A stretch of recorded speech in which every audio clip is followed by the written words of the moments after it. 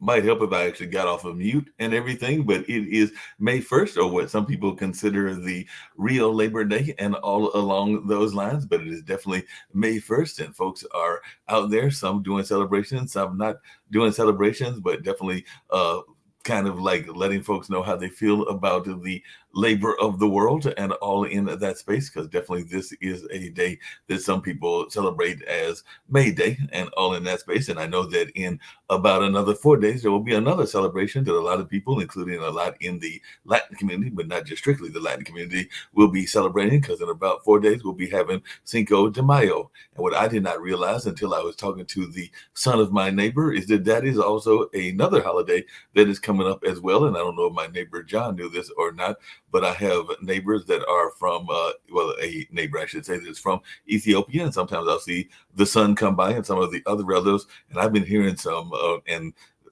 smelling some very good scents. So there's been some serious cooking going on in that space. And what I did not realize is that apparently May 5th, at least this year, is Ethiopian Easter. So Easter, for the folks there in that part of the world, they celebrated on May 5th. And I did not know that until I was talking to the neighbor, and he was like, that's those scents I've been smelling, because there's definitely been some great dishes probably being prepared, as I think they have to get their vegan food together, because I think it's vegan that they have to do doing their Passover, and all along those lines. There's definitely been some good scents and some good aromas coming for the last couple of days. So it definitely has been testing in a positive way my smelling faculties and all along those lines. So that's been very interesting observing that fact. And like I said, I did not know until I was talking to that neighbor's son, because he does come by on a pretty regular basis to check on his mom and everything, that was what that particular holiday is coming up on the 5th is. And I stepped outside earlier to grab a bite to eat, went to a place called Smash Burger, was going to go to Firehouse, but their machine was down. So I went to Smash Burger instead. So as soon as I walked into Firehouse, they were like, oh, we're only doing pickups because our machine is down, and therefore we can't take any orders. So I went to the restaurant next door and had a burger and some fries, and it wasn't bad. And I was talking to one of the owners here in Durham, North Carolina, and they were saying that that space has been empty ever since Hook and Reel left. And I think the next door place was a kind of Chinese restaurant or something. I didn't know it was owned by the Chinese, and all in that space. Yeah, it was stir fry, now that I think about it, and all in that kind of way. But they are possibly going to turn that, and maybe the most locations, into a sports bar. They tried that several years ago, and there's not really a sports bar, even though Duke is right here in that particular area. So maybe they'll try that again, and we'll see if it works. But there are a number of other restaurants, so it'll be interesting to see if that plays out or not.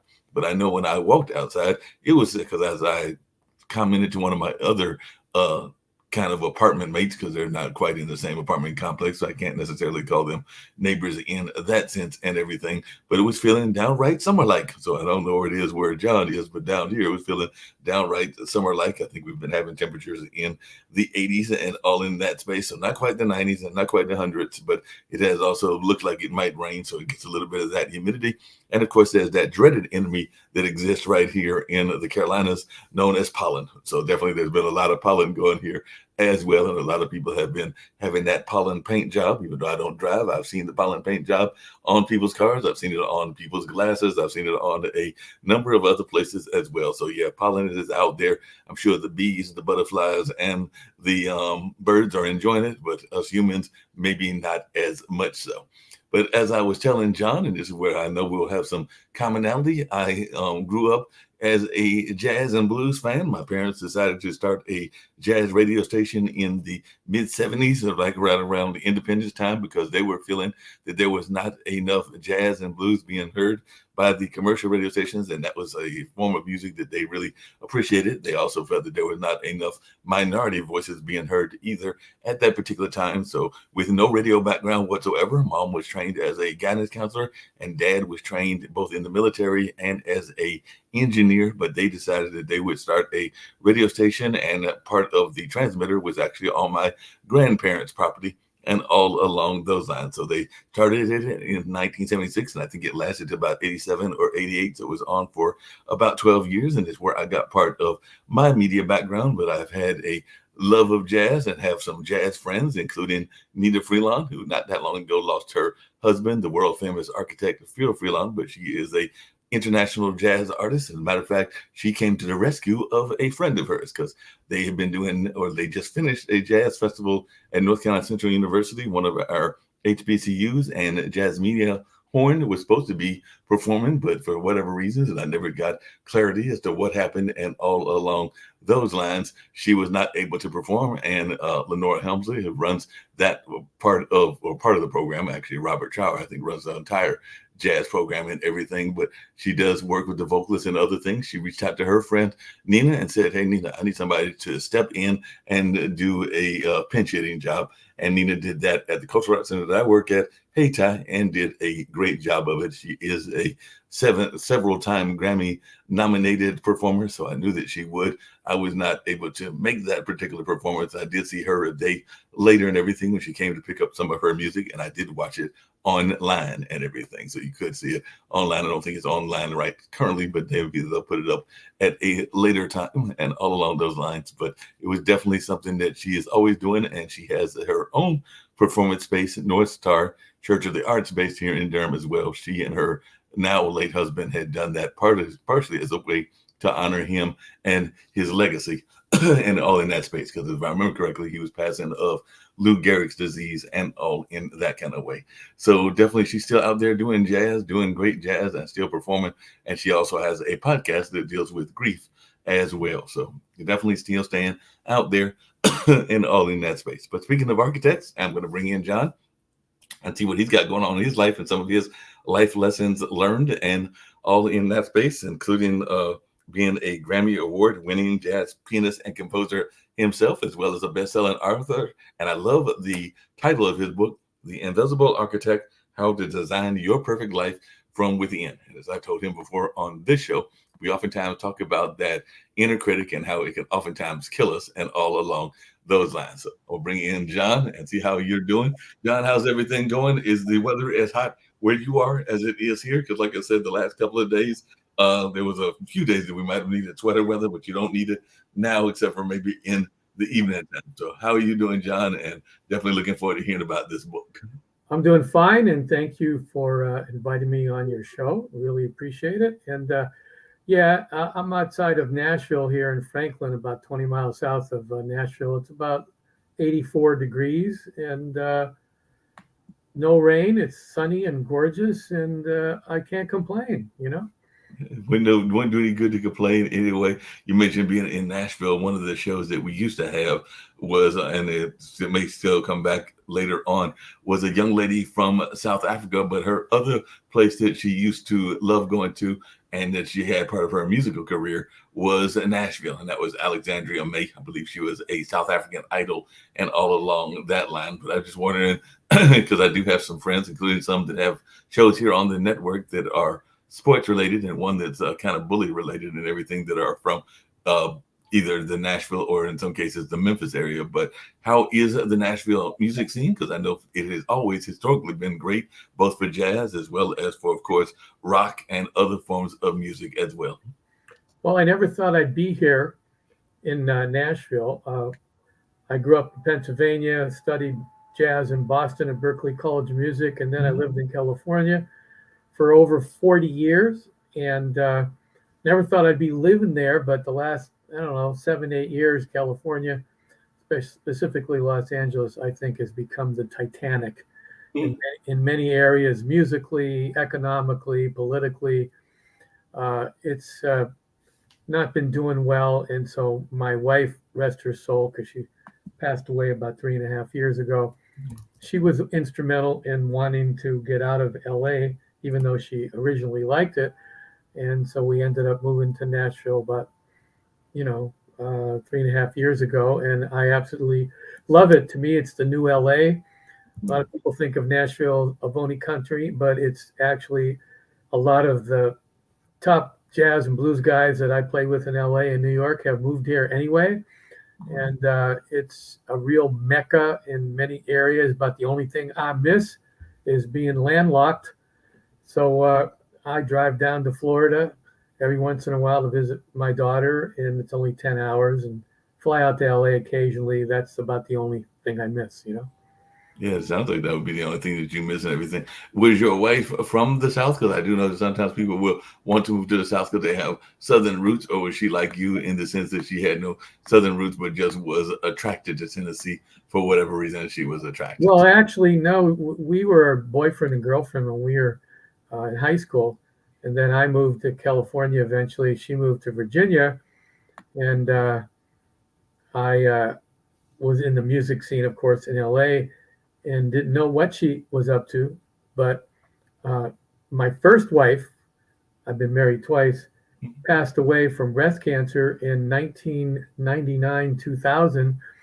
And I hadn't seen my current wife, who just passed away. So I've lost two to the Lord.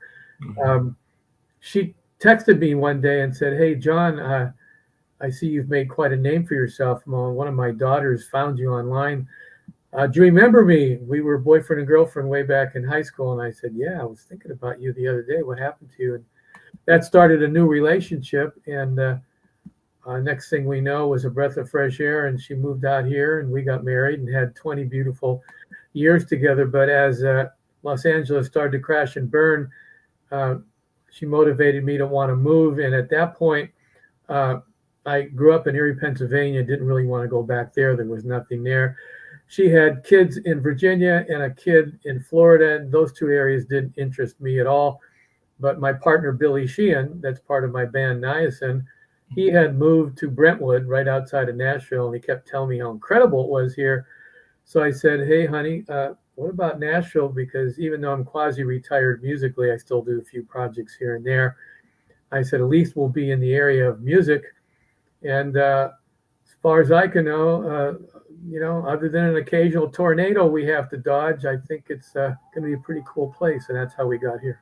You know, it sounds like an amazing story as to how you got there and everything. You mentioned that that first wife had passed away of breast cancer, and I've definitely had friends that are in remission from breast cancer, and others that have definitely dealt with that battle as well. So, what advice would you give to guys that are facing their spouse being one with breast cancer, and it is not just strictly a women disease? Because I do know that there are men that get breast cancer as well, even though we are oftentimes told to check our prostates and other part of the male anatomy. But what advice would you give to folks that are facing that cancer battle and everything? Well, doesn't matter what disease it is, obviously. Cancer is one of several, like you just sort of mentioned. Um, in my book, I discuss uh, connection with the invisible architect, which is my name for God, or the universal energy, or the quantum intelligent energy field that made us all and has uh, permeates the world and the universe.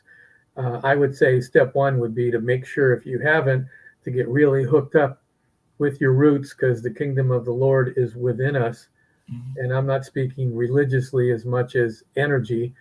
And so when you're fighting anything, you want all the power you can, because you're going to have to make lots of decisions. So information, research, and power, no better power than being hooked up to that energy source that created everything. So is extremely important when you're dealing with trying to master and get your health together. So that's the first step. And then the second step is regarding cancer. I'd say don't be limited in your viewpoint. Not only should you check out traditional medicine as they apply appropriately, but definitely check out other modalities of alternative healing that may be appropriate for your particular situation. This way, you have a better fighting chance. Yeah, that makes a lot of sense. Everything you mentioned that being a musician, and like I said, I've got a great deal of respect for musicians. As a matter of fact, a good friend of mine last week, and I should have followed up this past weekend and everything, but I'll probably get with him this week. Has said that he would love to have his book written, his life story written, and all along those lines. And I would probably do some ghostwriting for him. That being Stanley Baird, who has had some roots in Asheville. I think he even taught in my hometown of Warrenton, and has definitely been a fixture here in the Raleigh-Durham area, what we call the Research Triangle Park, and all along those lines. But I'm sure one of the things we'll be talking about in that book is how he became a musician and why he became a musician. And that's what I'm going to ask you is what got you into this musical field? And then I'm going to ask you after that about labels, and particularly labels with music. But how did you get started as a musician?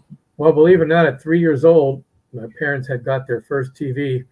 I was sitting in the living room between my mom and dad, and I saw an accordion being played on a TV show, and the little voice in my head, which I discuss in my book, The Invisible Architect, that was the first time I became aware of this inner voice. I didn't know what it was at 3 years old.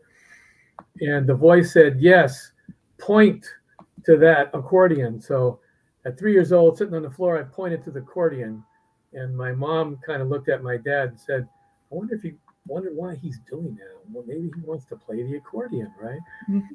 And anyway, a few years later, that's what happened. I grew up in an Italian Catholic family and started taking accordion lessons. In a few years, became really good at accordion, but realized that I didn't want to play accordion. I just saw the keyboard. I was pointing to the keyboard. And that led me to the piano because my sister got a piano. So I've been blessed, as I discuss in my book, with this connection to this higher self, which I eventually called the Invisible Architect, that would always advise and counsel me. And we all have that voice, but most of us are too distracted to pay attention. And you have to be at that frequency, just like a radio station has to be tuned to a certain frequency in order to receive the broadcast. If you're busy doing other things, you're not paying attention, you're not going to be aware of this inner or higher self or voice. So eventually, it told me to play the piano, and I booted my sister off the piano, started practicing the piano, and then switched over from the accordion to the piano. And eventually that was the era of bands.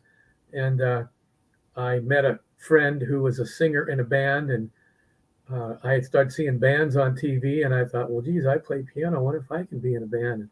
So in other words, in hindsight, I feel like I've been blessed with some talent, and A, and B, been guided because I paid attention.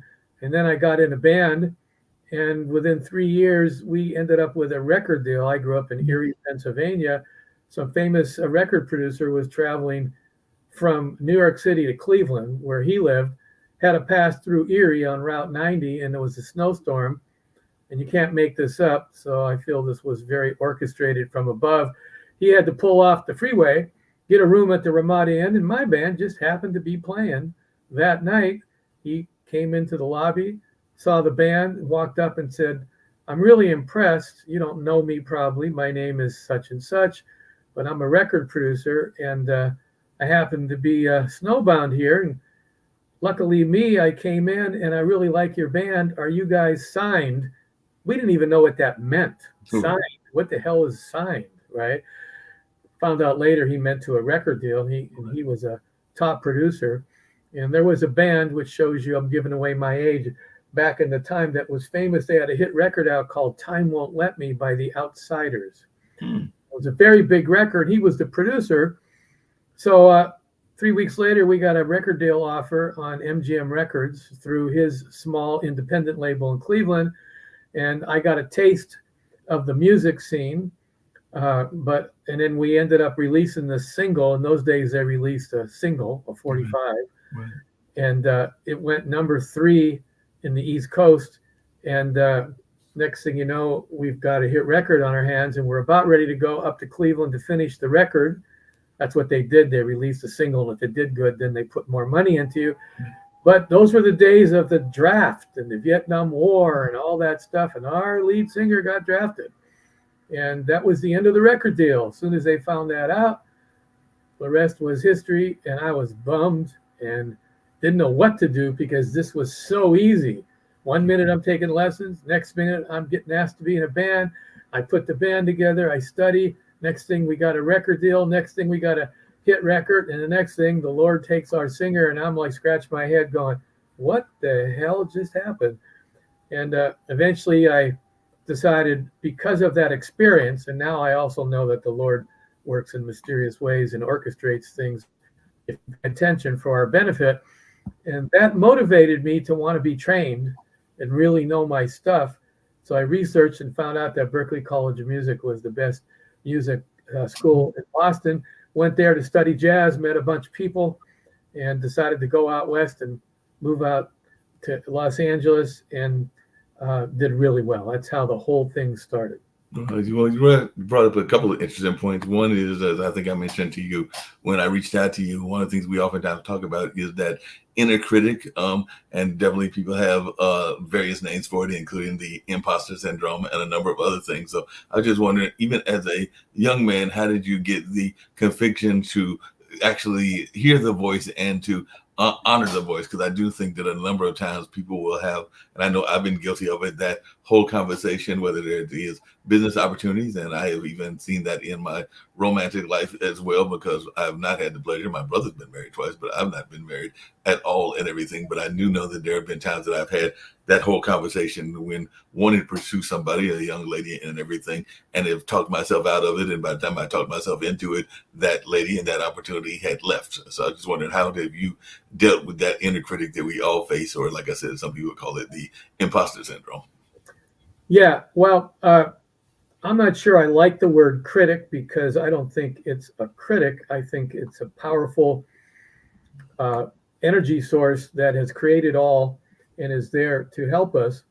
But when we incarnate into a lifetime, life is for lessons, and the lessons come from good things that happen to us. The lessons come from bad things that happen to us, and we have to pay attention. And don't know why, this is above my pay grade at 3 years old, why I listened to that higher self, let's call it at that point, higher self or inner voice. I don't know why I so readily heard it, but I heard it as clear as you and I are talking. It literally was like, hey, John, point to that accordion. And at 3 years old, how much do you know? All I did was follow instructions. And, the rest was history. In my book, I discuss how myself and this invisible architect, which I eventually called it, became buddies and pals. And I always felt like I had this bodyguard and this resource, this energy source as a friend. And so whether I needed consultation, advice, trying to make a decision, or whether I was playing the piano and I needed to play better, for some reason it was always there at the age of 3, and it still has been there. Now, I've talked to many people because I do one-on-one mentoring based off the fundamentals of my book, and I help people, A, discover this inner power, kingdom of God is within, B, discover how to connect and interact with it correctly, because what you were discussing about is the interaction. A lot of us are so busy in the goings on in life and surviving, and that this voice is giving us advice all the time, but we're so busy that we're almost not paying attention to it. So you have to learn how to get to that frequency. So it's like channel is always tuned in so you can get that advice and counsel and that power source. A good example would be like in World War I or II, they used to have something called the front lines. One side is the enemy and the other side is you. And then you have command back. Well, if you're at the front lines and all of a sudden the enemy's 5,000 people coming over the hill, and you didn't know you had air support and tanks and the command center to help you, you'd be out there just with your little brigade trying to fight the whole damn enemy. When in fact, if you knew you had command central and you knew you had air support, you could get on your walkie-talkie and radio for help and probably wipe out and win. That's sort of the case. We all have this invisible architect. In physics, I call it quantum intelligent energy field. The reason why I do that is because I don't like to be hooked up to any organized religions and beliefs. When I talk to people, I don't like to have those things get in the way. So when I mentor people, I do it on a more neutral basis. So this way, if somebody's a Buddhist or a Hindu or an atheist or a Christian or whatever, they can still study the fundamentals that are in my award-winning book. So make a long story short, that voice was always hooked up to me. So I consider myself blessed, and I pat myself on the back for recognizing it. And now I'm sort of paying it forward, many, many, many years later, and all of my success is from this power. And so I wouldn't be a very good person if I didn't want to share. So that's what motivated me to write The Invisible Architect, How to Design Your Perfect Life Within. So that book is a combination of an autobiography on how I got hooked up, how I used it, and how I can help other people hook up and use that.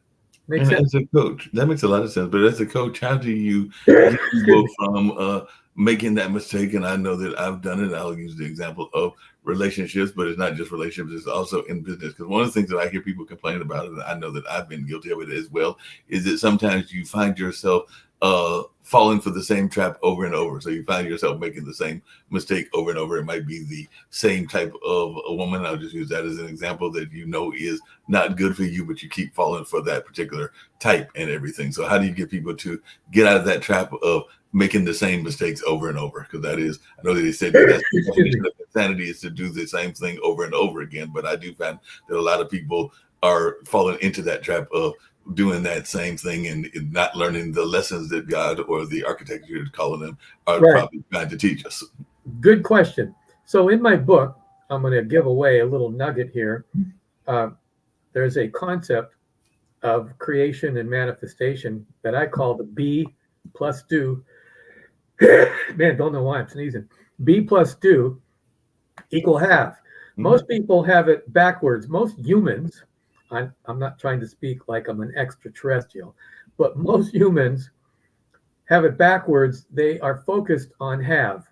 Well, if I had this, I'd be able to do this, and then I could become that guy that she wants. Or if I had this connection, I'd be able to have a breakthrough. Or if I had this much money, I could get in other words, it's backwards.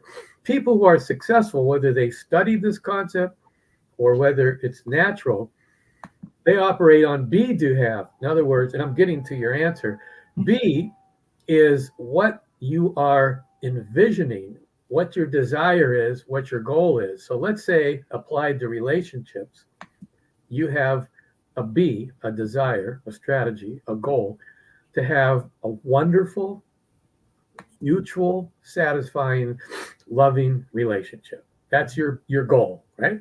Right. Well, that's be.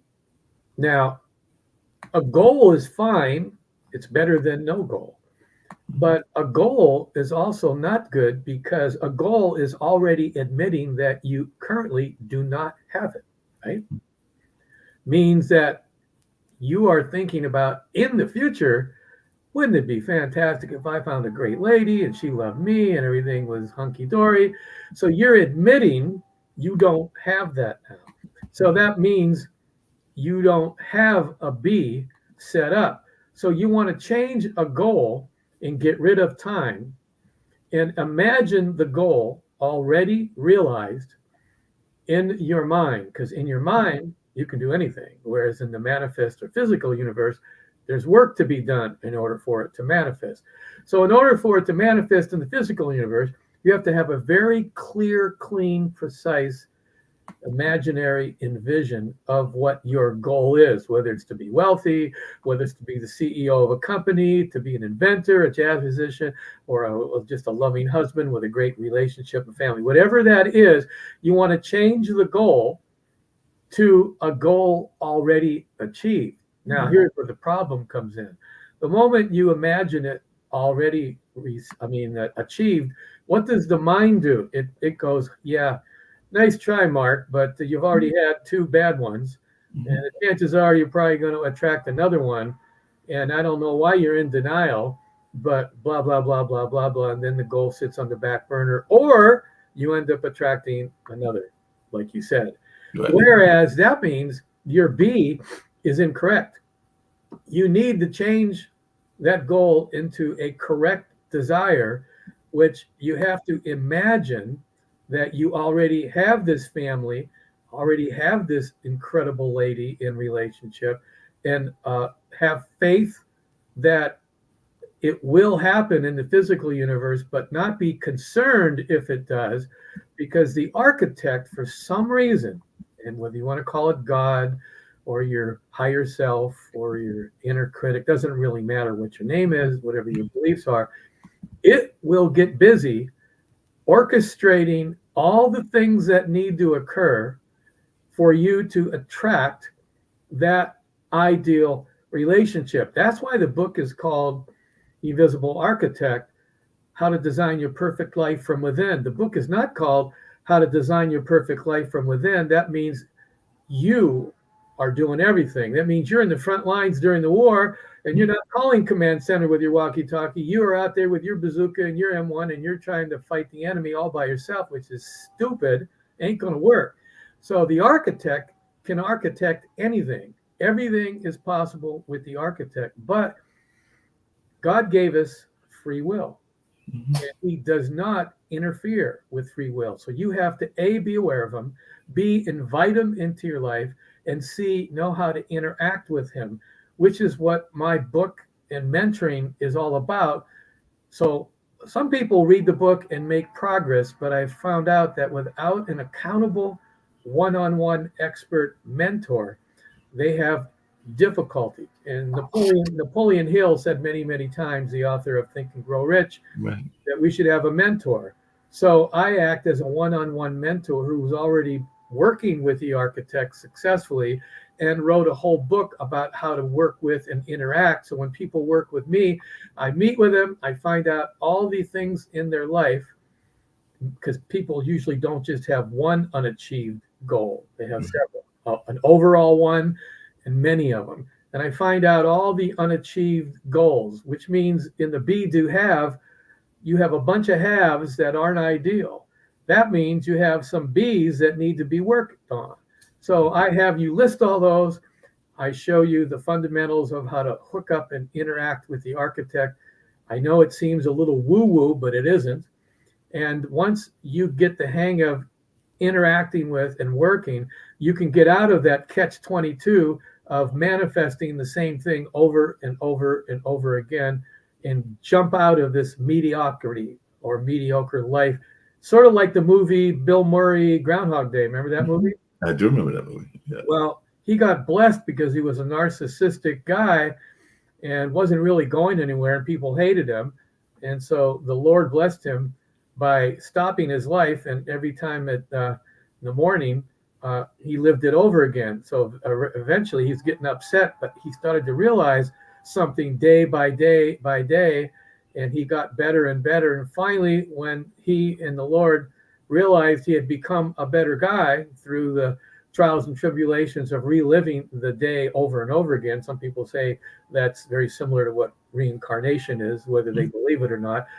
He then got to go on to the next thing, and he was a different guy. So rather than have to go through all that turmoil and effort, I show people how to speed up this whole thing through the fundamentals of my book and having a one-on-one mentor. That makes a whole lot of sense. Everything you brought up, reincarnation, and I know that you're also a believer in past lives, and I'm a big believer in being connected to the ancestors. I know that I still hear and feel that my grandmother, as well as certain friends that have gone into the ancestral grounds, are still guiding my path even to this day and everything. But I was just wondering your thoughts as to why you believe in a reincarnation, and do you think that you have a strong connection to your ancestors? I think I heard you say that you are of Italian background, and I do know that the Italian culture has a ancestral tie, just like it has some ties to certain stereotypes as well. But I'm just wondering, how important is that ancestral background to your own life and everything? Well, it is, but to back up on the lifetimes, I grew up in a very stiff, organized religion. I don't like to get into discussing religions, but at about 10th or 11th grade, and remember now, I've already been interacting with this inner voice since 3 years old. Some of the things that I was being taught were not working for me logically. I've always had a bit of a philosophical, logical mind. Things have to make sense for me in order to operate. So when I started getting this stuff force-fed that didn't make sense, especially the concept of God is all loving, but if you screw up, he's going to throw you into a place called hell forever. I couldn't get my mind past that. I kept, wait a minute, all loving, blah. If I had a child and she or he screwed up, would I just throw him in a prison and beat them up and suffer for the rest of their life? Or if I love them, would I want to help them? And the answer, of course, was the latter. So I always thought that was false information. So that modality of that didn't work. And then one day I just happened to, in the library, see something called past lives, which I had never I never even ran across. I was in 11th or 12th grade. And I read the book. Being a prolific reader, I started reading. And all of a sudden, everything started locking into place because I was studying music. And I used to always ask God, why did you give Mozart and Beethoven and Bach and Chick Corea and Herbie Hancock all these brains and concepts and talent? And you gave some to me, but it doesn't seem like you gave as much to me as them. Well, what did I do wrong? How did I fall out of favor? It didn't work. It seemed like that doesn't make sense either. But then I'm reading past lives, and I'm reading a book about past life abilities can sometimes come through in another lifetime. In other words, the amnesia that we all are born with sometimes wears off. And then one day the light bulb hit me and I went, oh, Mozart wrote a sonata at 7 years old because his past life efforts and talent somehow came through in his new body, in his mind, and he started using it. So people didn't know what to call it. All they would say is, he's talented. He's a prodigy. He's this. He's that, where this guy doesn't have that talent. That seemed to make more sense, which led me on that little crusade and little research, and it started to all line up, especially later on in life when I did a couple past life regressions with some very expert people, and then I had a couple out-of-body experiences that just happened, and realized that I indeed was an eternal spirit, and that this lifetime was for lessons to be learned. And if I paid attention, things could be incredible. So it all started to make sense to me. And I have firsthand empirical evidence that is true. So it's not a belief for me anymore. It's actual knowingness. And the same thing with the Italian thing. Yeah, the Italian family has deep ties with each other. As bad as the mafia is, the good thing about it is they were really hooked up and took care of each other. That's the bad part of it. But the good part of it is Italians really like family. And I've always had that family support in my life, and ancestors, not only this lifetime, but from the past. So I think I've been blessed in that area. But at the same time, I paid attention and did my own homework. And that makes a lot of sense. One thing I was curious about, and you kind of alluded to it earlier and everything, is a lot of times people are frustrated by whatever their great disappointment is and everything. But I think you can also learn from those disappointments as well. Because I do know that even one of the events that I've been involved with is called the Road to the Apollo. A friend of mine does it as a veteran advocacy kind of tool, and he takes winners up to the real Apollo and they get to jump the line, and we've had some success. But one of the things I know about the Apollo is that there have been people before they change some of their rules, because they don't try not to boo the kids, because they would like to encourage the kids and not have their kind of morale destroyed. And that's a rule that we have passed on as well and everything, so they don't do as much of the booing, I think, for the kids as they used to do. But if you follow the Apollo and even some of the American Idols and other contests, you will know that sometimes some of the greatest successes were actually not met with the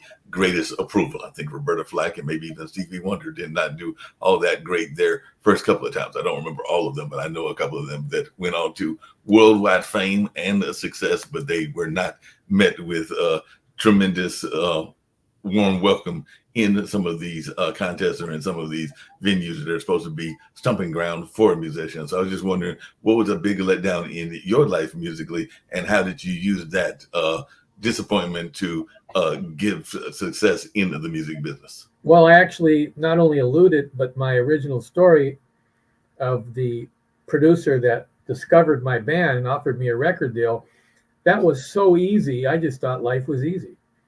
Okay. I got in a band, started learning how to compose and arrange music, put the band together, started playing, became really good in the area, got discovered, got a record deal, had a hit record. Wow, this is fine. And then the rug was pulled out from under me.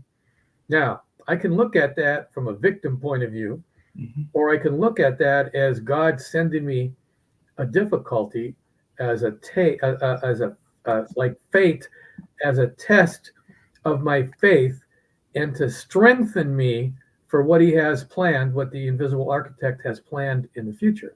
There's an incredible, one of the only pastors that I really like, he passed away recently, called Dr. Charles Stanley. He was an amazing pastor, and he has a tape that can go online called Why God Gives Us or Sends Us Difficulties. So that difficulty could have been a sink or swim situation for me. I could have went, well, I guess I'm not into music. I guess I should get a job and stay in Erie, Pennsylvania, like all the other people do, and make a living. But no, I immediately, after I recovered 2 or 3 weeks, I went, you know what? I think I'm supposed to be more than just a pop rock musician. And I started finding out about jazz through my teacher. Then I started to research, and then I found out the best college of music was in Boston, in Berklee College of Music. And I just graduated college with equivalency of a master's in mathematics. I didn't go on to write my thesis. So here I am, complete music failure because of what just happened. A sort of a quasi degree in mathematics, already had my BS. What am I going to do? I told my parents I'm going back to college, and they thought, well, we're not going to pay for that. We already helped you. You're on your own, dude. And went to Boston, studied, became much better and more trained, went out to California, and now I had the wherewithal and the chops to be competitive, and got signed to a couple more record deals and ended up working with Donna Summer and Manhattan Transfer and all these people, and my career started. Now, would that have happened had I not had a failure? If that would have been a hit record and then a hit album, and I probably would have made some money, God knows, maybe I would have got into the 60s drug culture. I don't know. But the point is, it ended up motivating me to become more trained and competitive. And then I went into the music industry way more prepared. So I looked at that, even though I didn't intentionally and consciously know that that failure was meant to be a motivational impetus for me to learn more. But I luckily chose the right thing rather than become a victim. And even though it took me, that was like I was 20 years old. By the time I got done studying and experiencing life, I didn't move out to California till I was 30. So I was a late bloomer in the music biz. Here I am, 30, 31, getting started, where all the prodigies and all the people that I looked up to, between 7 and 8 and 9, they were already, Chick Corea and Herbie Hancock, they were already smoking. So here I am, 30, but time didn't mess me up. I just kept after my goal, and I highly recommend an inspirational movie that I just seen and I never seen before. True story of a lady named Nyad, N-Y-A-D, 63 years old, and she decided she was a marathon swimmer that was a failure. She decided she's going to jump back in as a marathon swimmer at 63 and swim from Cuba to Florida Keys. That's almost impossible to do if you're in shape, let alone 63 years old. And that's a true story of how she decided to pick herself up by the bootstraps and confront her unachieved goal. That's her B. And then she started training and everything in order she could have her win. And it's so inspirational that I recommend it to anybody. And another inspirational movie is Secretariat, the horse that won the Triple Crown. Because we all need inspiration. Now, how does that work with me? Well, what I do, whether you have an inspirational movie, I end up being the mentor, and me plus your desire, plus, and here's the key, the invisible architect can achieve anything. And so when people work with me, they work with me, my book, this is my book, I'm just going to plug it for a minute, Invisible Architect. They read my book. I go through all the chapters with them, all the fundamentals, and I teach them how they can apply these fundamentals to any of their goals. And therefore, you can actually sort of rehabilitate failures, because your question was specifically about what happens when you really run into a major failure. Well, Right. first of all, you got to recover from it. But if you don't have anything to recover to, you could drift into that depression state for a long time. Whereas if you know there is a methodology that you can do, then you can out-create that. You can be causative and not be a victim. Yeah, that makes sense. Speaking of not being a victim, there are folks on the network sometimes, being in the Pod TV network, that will say that the music careers or music degrees are not worth anything because definitely they are kind of seen as frivolous. It's not something that I agree with, because I'm a big supporter of creative arts, and I'm a big supporter of the arts, even teaching critical thinking. But for those people that are thinking that liberal degrees or that are degrees in the arts are not worthwhile, what would your answer be to those folks? Because I do know that there are some folks it's a double-edged sword. In general, street learning, and talking about specifically the music biz, Mhm. is a better way to go, because you are starting out right away learning from people that are already doing what you want to do. So you call them miniature mentors and a mentor. And you're saving a lot of time and money, because if you want to learn how to climb mountains, wouldn't it be better to wake up every day and start climbing mountains with some experts and learn directly, rather than go to school and look at a bunch of pictures and essays and take tests and study all kinds of rock formations and everything? And then when you graduate, okay, now I'm going to climb a mountain. Well, for 4 years, you could have been climbing. So that's the bad side of education. And the good side is, depending on your career and your teachers, there are certain types of education that can further it, as long as you don't get stuck in one or the other. So I studied mathematics. On one hand, I could look back and say, well, that was a waste of time. I should have went to music school or just start. Well, wait a minute. I learned a lot in mathematics that are applicable to synthesizers and programming and all kinds of things. So you have to be able to know when to jump off this educational boat and start swimming towards the shore. So I didn't go to Berklee College of Music to go to school all over again. All I did was find the greatest teachers there and study from them. In other words, the meat and potatoes. And then I got involved in the industry, playing in bands and clubs and learning through the School of Hard Knocks. So I think there's no one answer. No, you should only get a degree and then you should do this, or no, you should avoid college.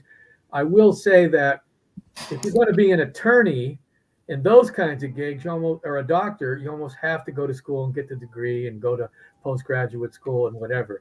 But if you're going to be in the creative arts or things like that, you may have to think it through and decide how much education is important for me compared to the experience world of education, and balance them. Yeah, that makes a lot of sense. I can see that being a situation, everything. I alluded to it earlier, but I would definitely want to hear your thoughts. I know that there was a famous jazz musician, I can't remember whether it was Thelonious Monk or John Coltrane, that really hated this notion of labels. They just like the idea of good music and all in that space. So you definitely have said a couple of times that you see yourself as a jazz musician, but you are in an area that has an active country scene and an active blues scene. But I was just wondering, how important do you think it is to be labeled in one form or another, or you like that artist? And like I said, I wish I could remember who it was. I know it was a famous one, might have even been Miles Davis. Miles Davis was Miles. Okay. Yeah, I again, double answer. Labels are only good for one thing, and that's marketing. Mm-hmm. When you market, meaning trying to sell anything, you have to have a clear message of what you're marketing, or people don't know how to make a decision to buy it or not. So from a marketing point of view, yeah, you're not going to have your agent book you in a country western hall if you're playing Thelonious Monk, Chick Corea, jazz fusion. They're probably going to get beer cans thrown at you because you're doing something that they don't understand or they don't like. You want to play for the correct audience. Now, if you're so good that you can be versatile enough to communicate across many markets, then of course, then you're going to be more and more successful. But if you're more of a niche type artist, you want to do that. So labels, for the necessary evil of marketing, usually try to pigeonhole an artist. Every once in a while, they get an artist they can't pigeonhole, like Prince. Mm-hmm. Got signed to Warner Brothers. When he first got signed, he was opening up agents because he was so incredible for the Stones. And the Rolling Stones were huge, more pop rock, white artists. Right. And there's this black artist playing rock, and they only wanted to hear the Stones. So they were booing him and everything. So when he got signed to Warner Brothers, he was one of the few artists that commanded this because of his brilliance. He said, I'm going to produce myself. No, we're going to, no. And I'm also going to do the music I want. Well, no, you're black and need to do R&B. He said, screw you.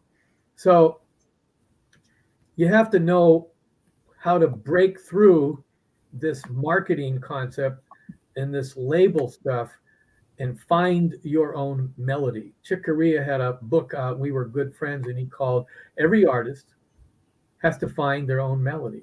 Mm. Everybody, even a mechanic. I'm sure you've went to and had good mechanics and bad mechanics, and you get a good mechanic and you can see that he loves working on cars.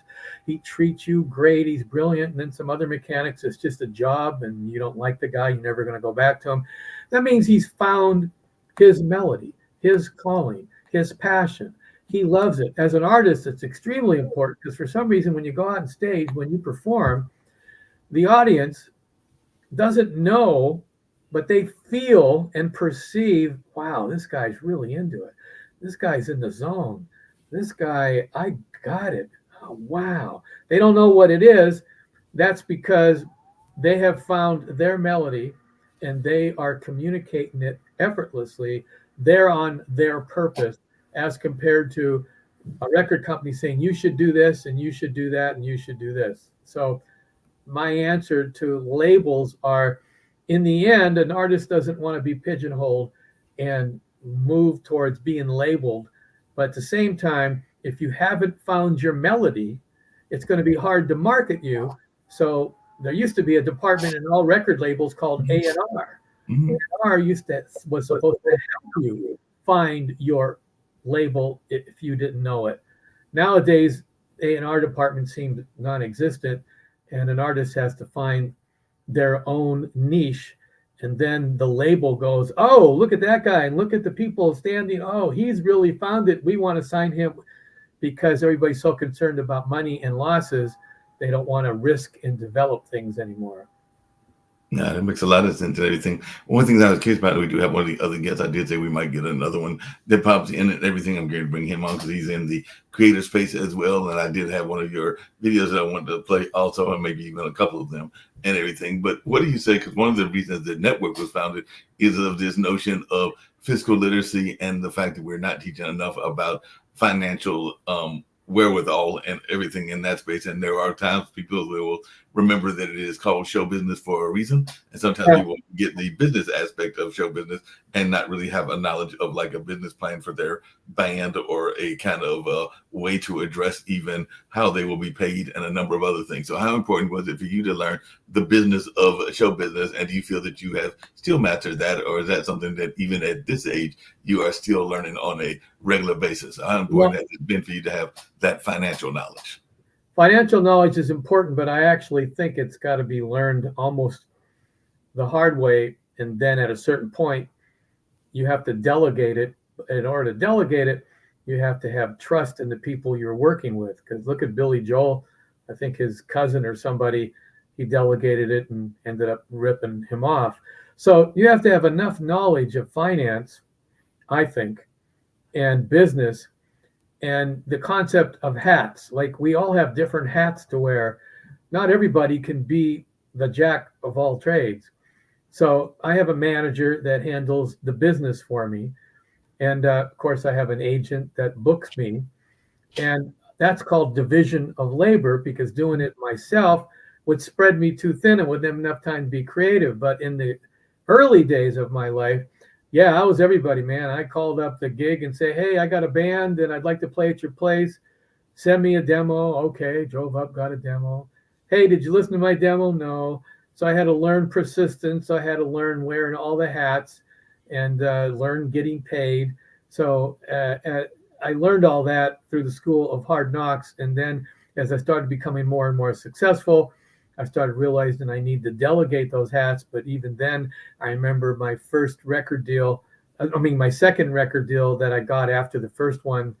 Um, I found an agent to represent me, and he ended up screwing me, and I lost $5,000 that I didn't have. So I had to learn that, and I realized the lesson that I learned there was I wanted it so bad that I ignored all the red flags. So that was a way for me to learn that yes, you want this, but at the same time, you need to be a little bit more knowledgeable.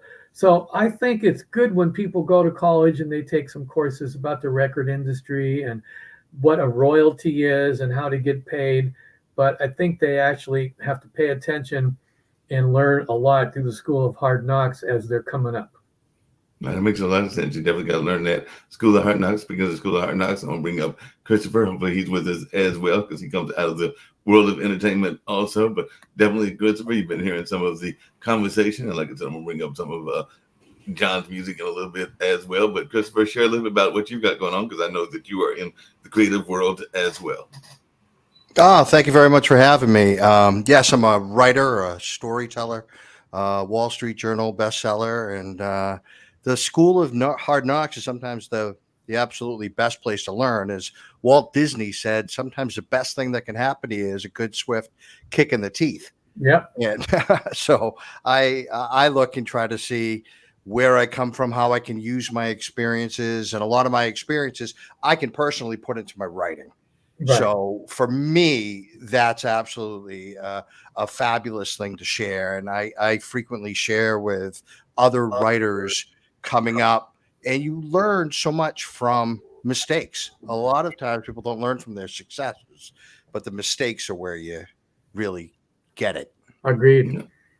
And how much, because one of the things I was talking to John about, and he calls his book The Inner Architect, and I definitely want to hear about your various books as well, Christopher, but he talks about that inner architect, which is kind of like that force from above, or that voice from above is what many people call it. Some people call it a God voice, or a number of others, because he was even saying that at the young age of 3, I believe it was, he heard a voice that was telling him to play a certain instrument, and he's gotten into music even at that young age. So he was hearing that voice at a young age. So at what point did you hear the voice, whether you want to call it God, or some people might just call it the spirit voice, or if you're of the Native American background and everything, it has various labels and everything. But what time did you actually get in tune with what the universe was trying to tell you to do, Christopher?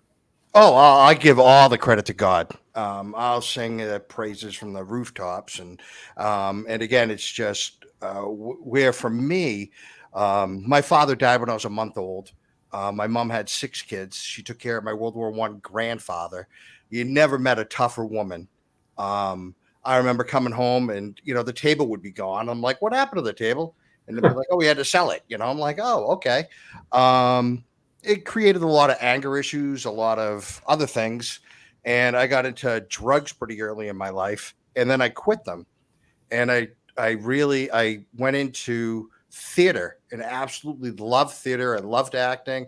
I was going to be a dancer, and I blew my knee out. And what I didn't realize when my dancing career was over, on my downtime, I wrote a book. And it really was my calling. I really felt that this is what God wanted me to do with my life. And I listened to everybody else. And that's when you talk about like the mistakes that you make. That was the mistake I made, is everybody said, "You'll never be an author."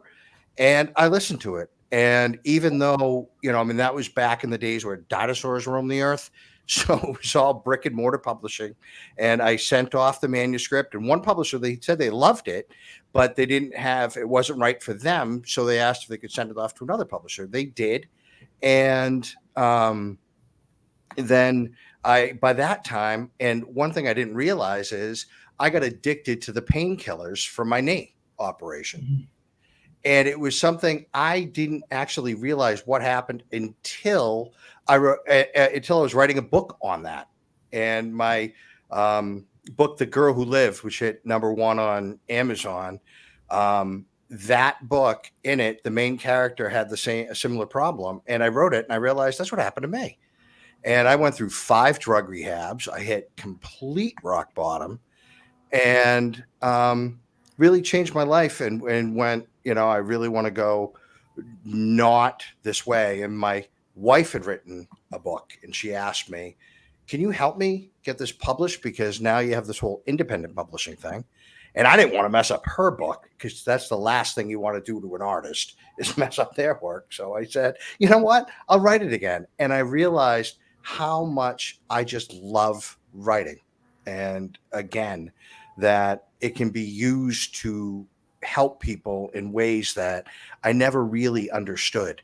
But like in the whole writing process, I've seen nothing but actually just God working. And you could see it in the cover of my book. I wish I brought one on there. I don't know if you ever do an overlay, but like on the cover of the book, my book actually got on like the Seth Meyers show, the Late Show, with the cover.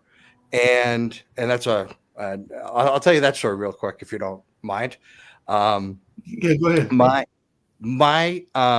I was they're working on making a movie out of The Girl Who Lived. So I wrote the screenplay, and my agent was going to meet with Netflix, and they said, "Has the book ever been in the news?" And I said, "It won 6 awards, but what books are in the news besides Harry Potter?"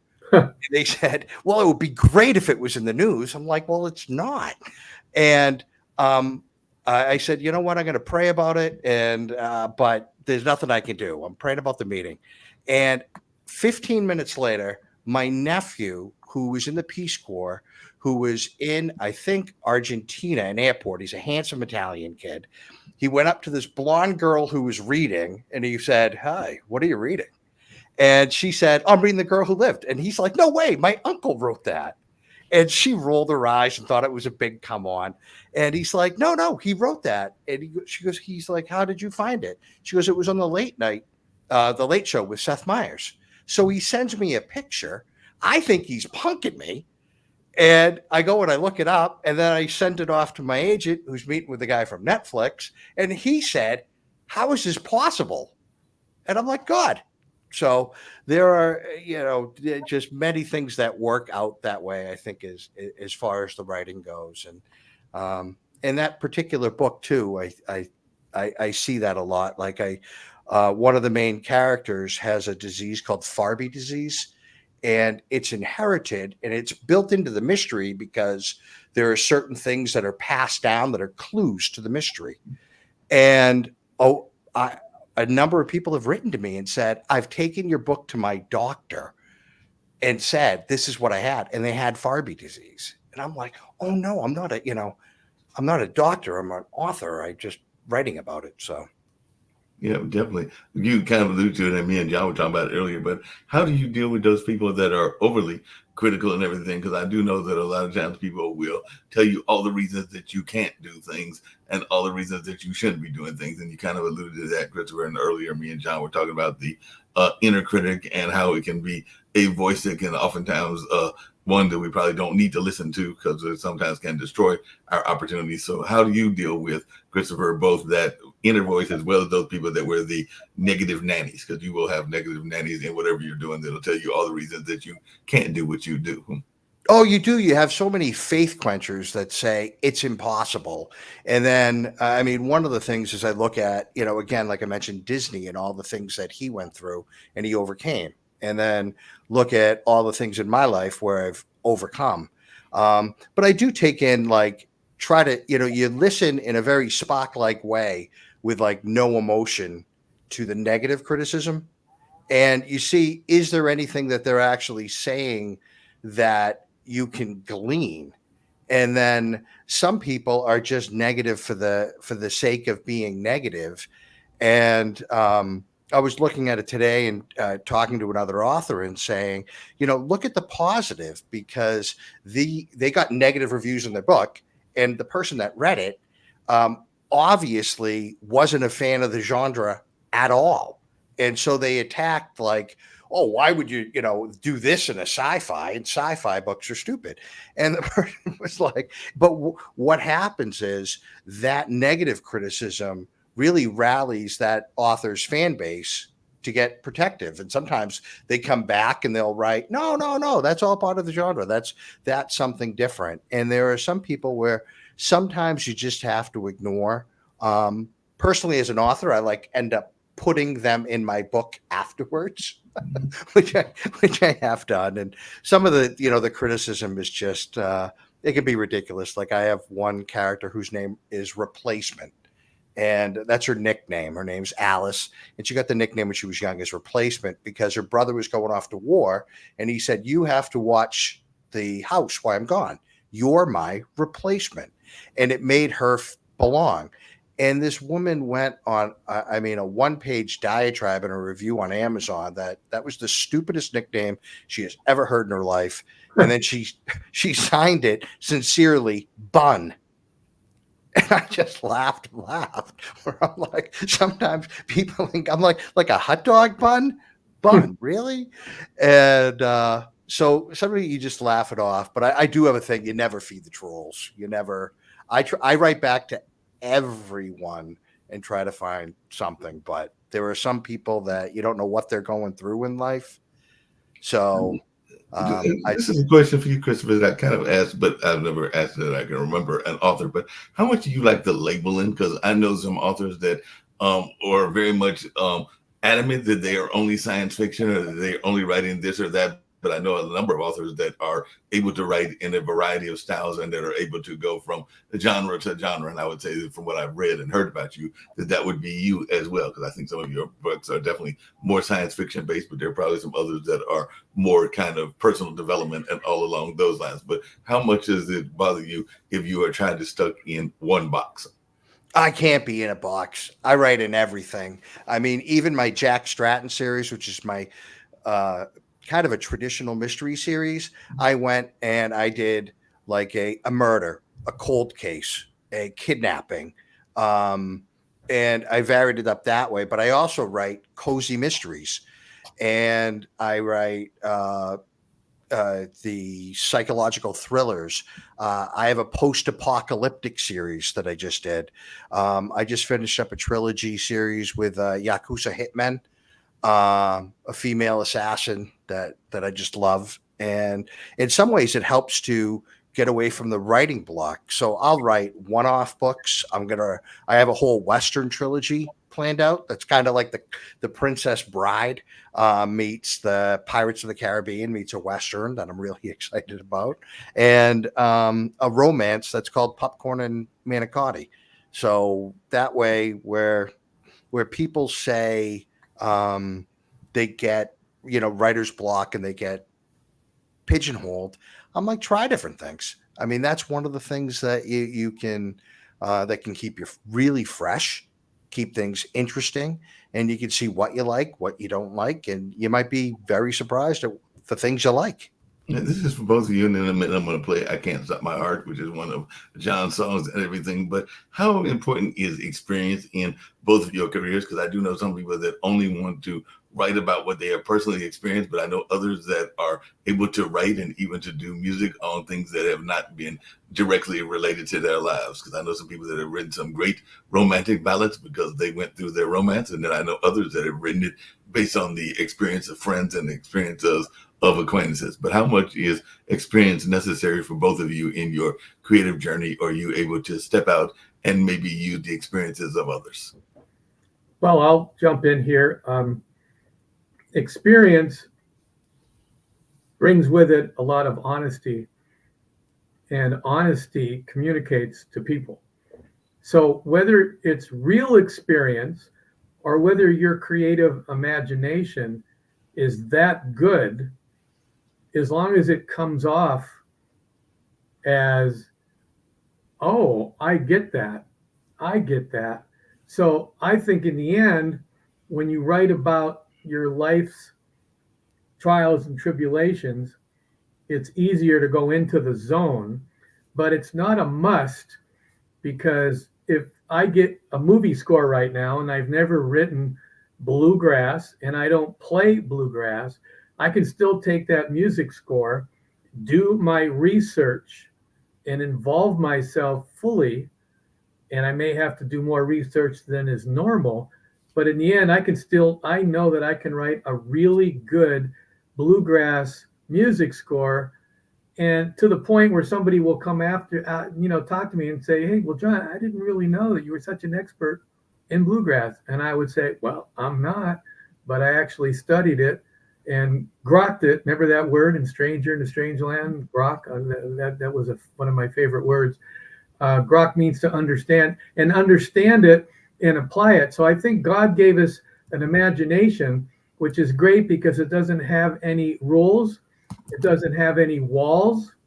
With your imagination, you literally can do anything, but don't underestimate experience and applying that experience. What about yourself, Christopher? Oh, I completely agree. And again, coming from a theater background, sometimes with walking through it, you can directly translate it. But there are things like I remember I did this play where I played a Vietnam veteran, and a method director came in and he said, "Oh, you need to find a similar experience and go and experience it." I'm like, finding a similar experience to Vietnam and experiencing it. That's a brilliant idea. And of course, everybody was like, "Chris." Yeah. So, but you can really come close. Like I write a lot of police procedurals. So we have this wonderful program down here called the Citizens Academy, where you can go into the sheriff's department. They take you on tours of the jail. You go on ride-alongs with the police officers. I have numerous friends in law enforcement that I go and I speak with.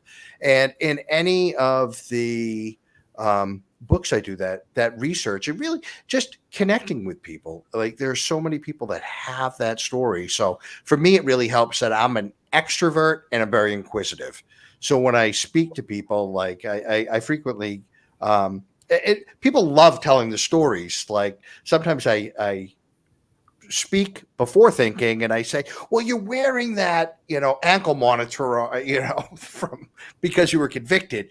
Can you take a shower in that? Or do you have to bathe and like stick it out of the tub?" And you can get down to some of the nitty gritties and get a lot of flavor of what happened to people. And so the listening, it's so important to listen and then convey that and try to walk in their shoes. And I think that's one of the lessons that my mom taught me. And, and it's a biblical lesson is, walk a mile in somebody's shoes, try to find out, what they're going through and then convey it to others. That makes a lot of sense and everything. Go ahead. And with your imagination that we're God given, you can assume a viewpoint that you've never experienced, which is pretty incredible ability. The ability to assume somebody else's viewpoint. In fact, one of the most successful things in any business, marketing, or even creativeness is, I can write a song completely for myself and get my rocks off and hope that a decent amount of people get it. But I also could assume the viewpoint of the listener that I want to communicate to and get my rocks off and win in both ways. So sometimes I do feel esoteric in a certain niche, and I do understand that I'm in that area before I get into it. So I'm purposely not trying to communicate to everybody and be commercial. There's nothing wrong with that, but I do realize business-wise what I'm into and what the marketing situation is going to be. That particular creation may have a different form of marketing necessary.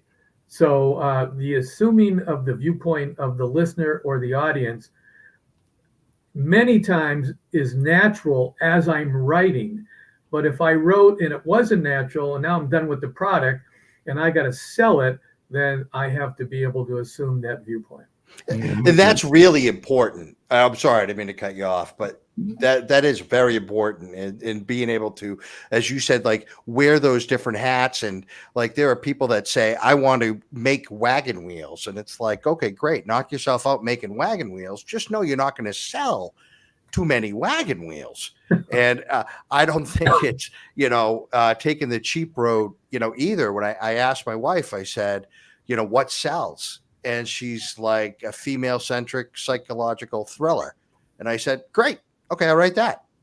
And because artists need to eat too. So yeah, devil artists need to eat. I was actually going to ask about that in a minute. One of the questions I ask all my guests, and this is for both of you. But before I get to that, one of the things that I had asked earlier before you gave on, Christopher, but I'd love to hear your stories around this, because John gave some of his earlier. But what failures led to your success, and how did you learn from those failures? Because John mentioned a failure being signed at a very young age, and all along those lines, and then people getting drafted during the Vietnam era, which kind of disrupted what was a success. But what was a failure that you learned from, and all in that space? I'm going to bow out for a second to go to the restroom. Be right back. Is that okay? All right, no problem. Okay. Oh, I have failed spectacularly at different times in my life. I think one of the things was I started a video company where I was making different videos. There were a lot of church videos that I was making, and I branched off into commercials and different products there. And I actually it was at a business fault of my own about I had a deal fall through and had to declare bankruptcy. And that really guided me later on being even more cognizant of where I'm spending my money, how the money's going, what I'm doing for marketing, and inspired me to work hard. Like even I launched a book. It came out yesterday, and this morning it was on the #1 mystery, and I'm back up at 4:30 and I'm writing. And because, as they say, today I'm a peacock, tomorrow I could be a feather duster. So I don't want to be the feather duster. So I keep working and work hard. My grandfather was a World War I vet, and just such a wonderful man, and such a hard worker. And he was born in a different generation, born in 1898. And I remember, his stories and how hard he worked. And so I do believe there's a lot of that success is what you make. Yeah, that makes sense. What advice would you give to folks? Because I have some friends that are working on those auto books, and I do know that you are recognized as one of the top 100 Kindle authors of all times, and your books have sold over 3.5 million ebooks, print and audio books. So what advice would you give to folks that are looking into that market and thinking about breaking into the e-market and all along those lines? So what advice would you give to folks? Because you definitely have got some tremendous accolades, Christopher, in that space. So what advice? Because a lot of people are thinking, hey, I got a book idea. I don't know if I want to write the old-fashioned way, but I'll do an audio book. And I even have a friend that's got an audio book that's kind of in that space of fantasy and all along those lines, kind of those, what do you call them, where the society is very much in a disturbed kind of state. Oh, like a dystopian. Thank you. A dystopian. That's the word I was looking for. And that's great. The biggest thing is there was a old children's cartoon, Santa Claus is Coming to Town, where they say put one foot in front of, I can't sing, the other. And it's to get started and to do it and to take advantage of all the wonderful resources that are out there. But you really need to be determined that it's something that you want to do. And if you are determined, there's so many resources out there for writers, and really the gatekeepers are no more. There's nothing holding you back. I am independently published completely by choice. But I started doing the independently published where I went to go, should I go to the traditional publishers? But right now I have like a real Johnny Cash attitude where nobody tells me what I can write, what I can't write, the things I can put in my books. Like I write clean books. I mean, they can be very gritty.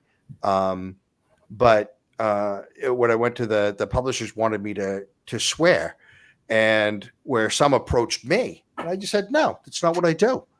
And that felt great. It really having that freedom, but it's so possible. And there are so many people that I've personally helped get their book out there. My daughter just wrote a children's book, and she just nailed it. And I was so proud of her. And that the proudest thing is she listened and kept at it. She's working a number of different jobs, but she kept her eye on the prize. And she made an outline and did it. And if anybody wants to go to my website, I can point them to different resources that they can get. And now you really can. Like, I published my first book for under $100, and it was a really good book, but I had to hustle as far as getting editors and proofreaders. There's so many things that it takes longer if you don't have money, but it's still doable in the publishing realm. You still can do it. If you can break out the money hose, of course, it's faster. It doesn't mean it's going to be easier, because I heard John talking earlier about wearing the many hats, and I commend him, because now that he came up through the market, he knows the different jobs. So, and I was the same way, where I did everything myself, and I still do. I still tweak covers, but I hire cover designers. But now I know what to do, and I also know what to look for. So when I'm talking to somebody and they're trying to sell me a bill of goods saying, well, it's going to take this and that, I'm like, no, I actually know how to do that, because I used to roll up my sleeves and do it. Right. Yeah, in that same space and everything, you kind of alluded to it, Christopher, but one of the things I hear my fellow creatives talking about is this notion of the work-life balance, and trying to make sure that you are given enough time for your space. And I am a big believer that we are physical beings, emotional beings, spiritual beings, and mental beings. So we have to make sure that we're giving time to all of those aspects of our personality, no matter what your belief system is, and all along those lines. But how do you do that work-life balance, and how do you do that as a creative? Because one thing that I know many creatives do, because I've got a couple of fellow creative friends, and some of them will be out there driving Uber or driving Lyft because they can't make enough money as of yet on their creative space. And some of these are not exactly spring chickens. I got one friend that is in his early 60s and is still driving one of those services in order to make some money while pursuing reinventing his musical career, because he already had it when he was in New York, and he's reinvented it now. And now he's probably reinvented it for the third or fourth time. But how do you do that balancing thing when there's those bills got to be paid? See, it's nice, because I was coming from the same thing, because I only started writing again 10 years ago. And I was working 3 jobs at the time, and I had 2 kids and a very awesome wife. And the first thing that I found out is, one, and again, I'll start it from the rooftops. I put Jesus first. And so if something comes into my life that I have to do, like if my kids need something, if my wife needs something, I have many roles that come before creative. But I found that if I put them first, then all of a sudden, boom, I've got this idea that comes out. And I don't know whether it's like when God held the sun in place, for like a battle. It's like a miraculous thing. But or like all of a sudden a chapter will come really easy and the paybacks, fantastic. But if I put aside some time too, like I would wake up at 4:30 in the morning, and I would go into the bathroom, because we had a 2-bedroom apartment, and I would go into the bathroom to write. That's all I could. That's the only place I had, and I actually loved it. I wrote some of my best work in the bathroom. So my wife's like, "Don't tell that story." But you carve that time out. But it's so important not to to do that middle of the road thing too, because one, you're important, and you need to be your own best friend, and you need to take care of yourself. Like, how like in an airplane accident, the masks drop down and they say, put the mask on yourself first, because if you don't, you're not going to be able to help your kid or your wife or, whoever is sitting next to you. So you do need to take care of yourself first. But it's amazing that if you keep at it and keep focused, it'll go. Usually you'll be able to build it, even if it's one block at a time, one thing. It's like, I should see it. I'm addicted to these note cards. I have note cards everywhere. That's how I outline. And I tell people when they want to start a story, I say, you know what? Grab 3 note cards, write beginning, middle, and end, and stick them on the wall. There, you got 3 chapters in your book.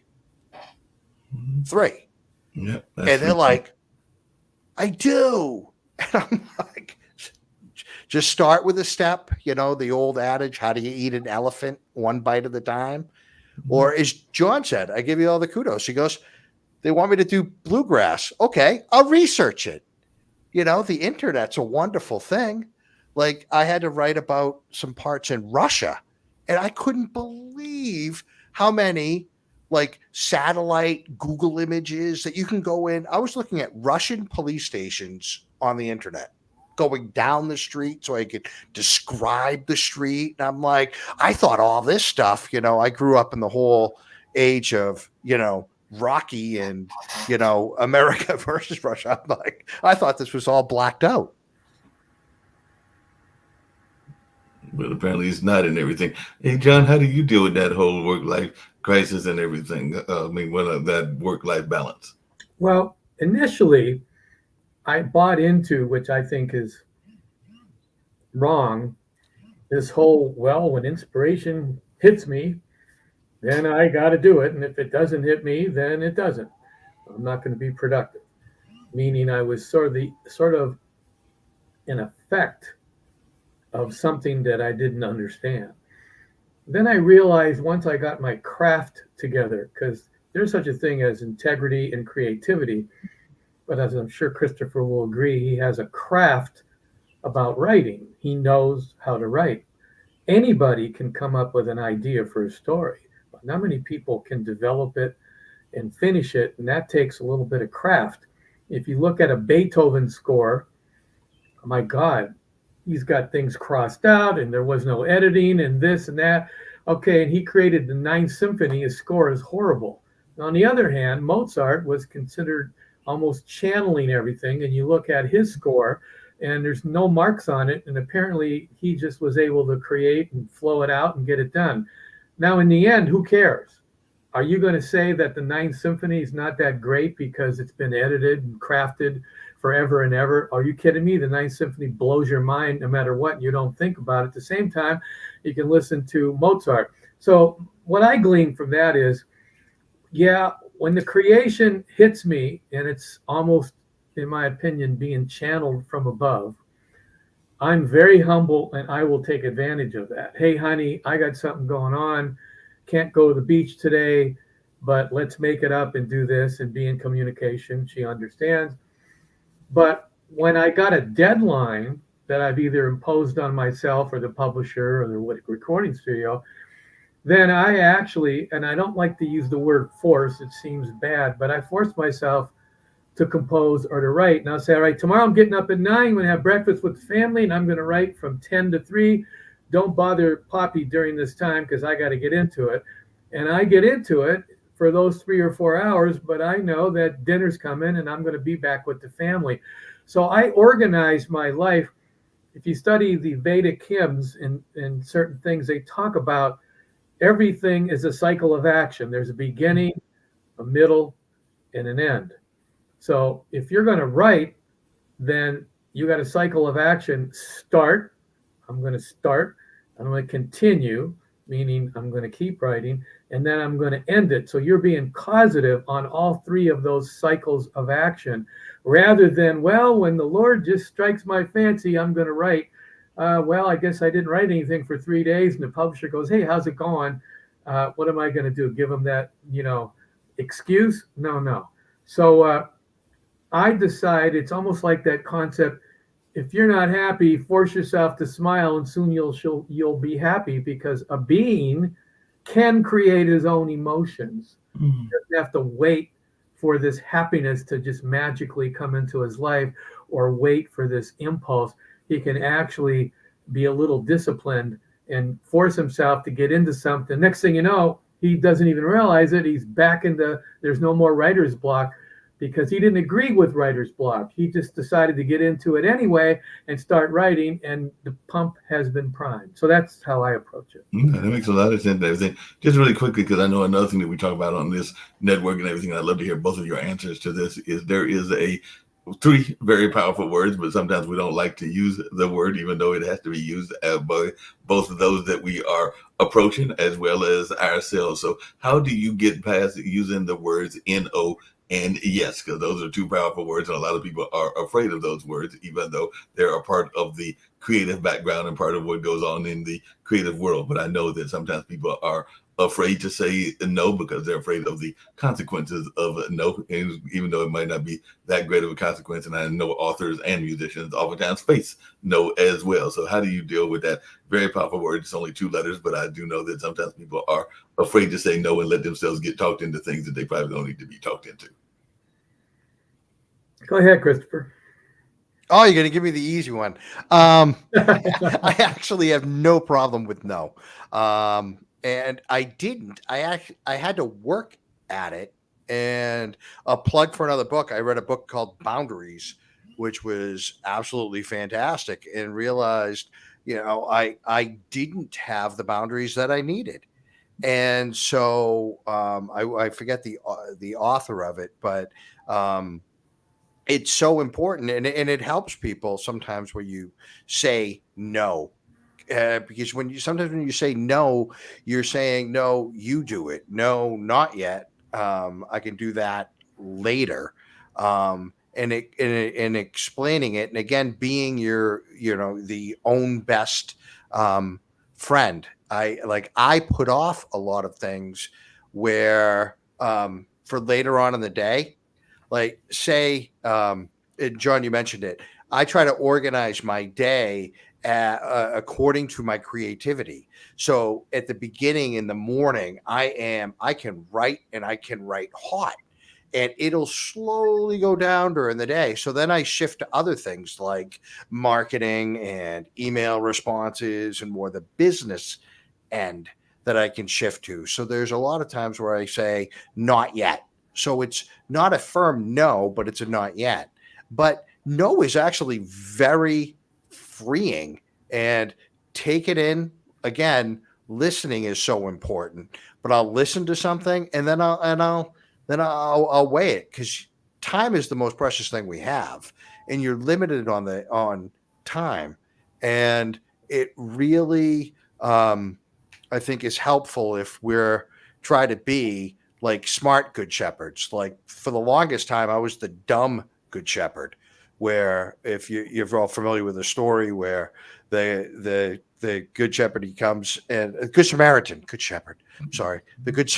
comes, he finds the guy beaten up. I bring him to the hotel, and the good Samaritan, he had business in the city. See, before I would be dumb and I would stay with the guy at the hotel. I would pay for everything in my cart that I was supposed to sell at the city, say it was fruit, it would all rot. I'd lose my business, and the guy kind of wouldn't care. And instead, he says, you know what? I'm going to do what I'm supposed to do, and that's it. And then I got to go, and I got to take care of my business. So you set those boundaries, and that's super important. So. Yeah.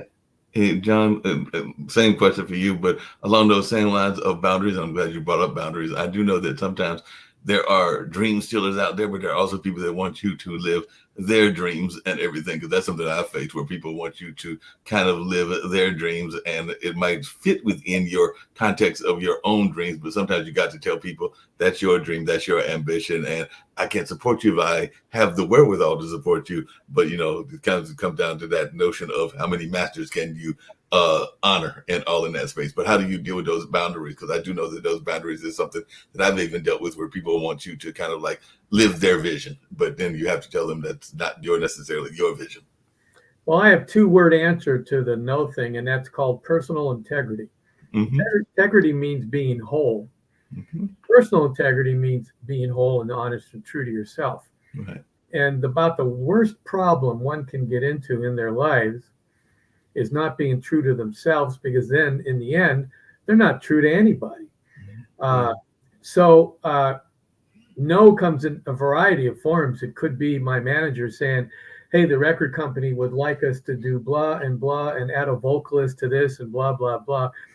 I'm in so communication with me. I don't mean in a narcissistic way, but the moment something enters my space, I pretty much know that that is not for me now or ever or whatever. But I've learned how to say no in a polite way, because I used to be an Italian, not be so polite. And then I burned bridges and wondered what the hell has happened. So I kind of take the approach, hey, John, it would be so great if you went. I remember Stevie Wonder wanted me to go on tour a long time ago. We had become good friends. And I was just about ready to start a movie. Now, part of me was like, God, I've known Stevie for a long time. It's the first time he asked me to go on tour. I should do this. I should is not the same as personal integrity. Wow, I want to do this. So my integrity kicked in. Hey, Stevie, thanks so much. But because of blah and this movie coming up, man, I so appreciate that you asked me. I'm really humbled. I just can't do this right now. That was different than just no. So there's ways of saying no that I think we have to get some adroitness with, because if it's something that's insulting and not good, then I have a different type of no. No, are you kidding me? Are you out of your mind? Don't ever ask me to do that again. And even that is said with what's the word? A little bit of glue, but it's no doubt said that they know better than to do that, and I can't believe they didn't know better. So personal integrity, I think, is everything. Without personal integrity, you don't make right decisions in life in every aspect. Now, how do you develop personal integrity? A lot of it's a school of hard knocks and learning what you like and don't like, and finally becoming one with yourself in that area. And that takes a little bit of work with some people. No doubt about that. You mentioned Stevie, you mentioned Donna Summers and Chick Corea. And I think that Christopher's also worked with some folks that had some fame and fortune as well. But what are some of the lessons that you learned from some of those folks that might have surprised you or maybe didn't surprise you? Because I know that one of the things that I know of, even though I don't know him personally and didn't know him personally when he was living and everything, but I have friends that worked with Prince, and they talk about Prince's kind of drive in the way that he worked and the kind of way that he was I won't say a perfectionist, but he was definitely a person that was not going to put up with a lot of BS in the studio and wanted his music mates to be similar and everything. So I just wondered, what are some of the lessons that you learned from some of the greats like Chick Corea and Stevie Wonder? Well, most of those guys, I don't know whether they were born with it or what, definitely had personal integrity. They knew their power. They knew what they wanted. And sometimes they get misunderstood because they don't have time. Like Christopher said, time is an important commodity. They don't need to explain everything, especially if it's creative that they're involved in. And so sometimes they can come off a little short, or come off, like people will say, oh, he's a perfectionist and he's a real what to work with. When in fact, I remember somebody telling me something about Stevie Wonder, and I was there when this particular incident happened, and his version of it has nothing like what Stevie did. Nothing. Means he just reacted to Stevie's certainty and Stevie's talent. So these people are extremely blessed with talent.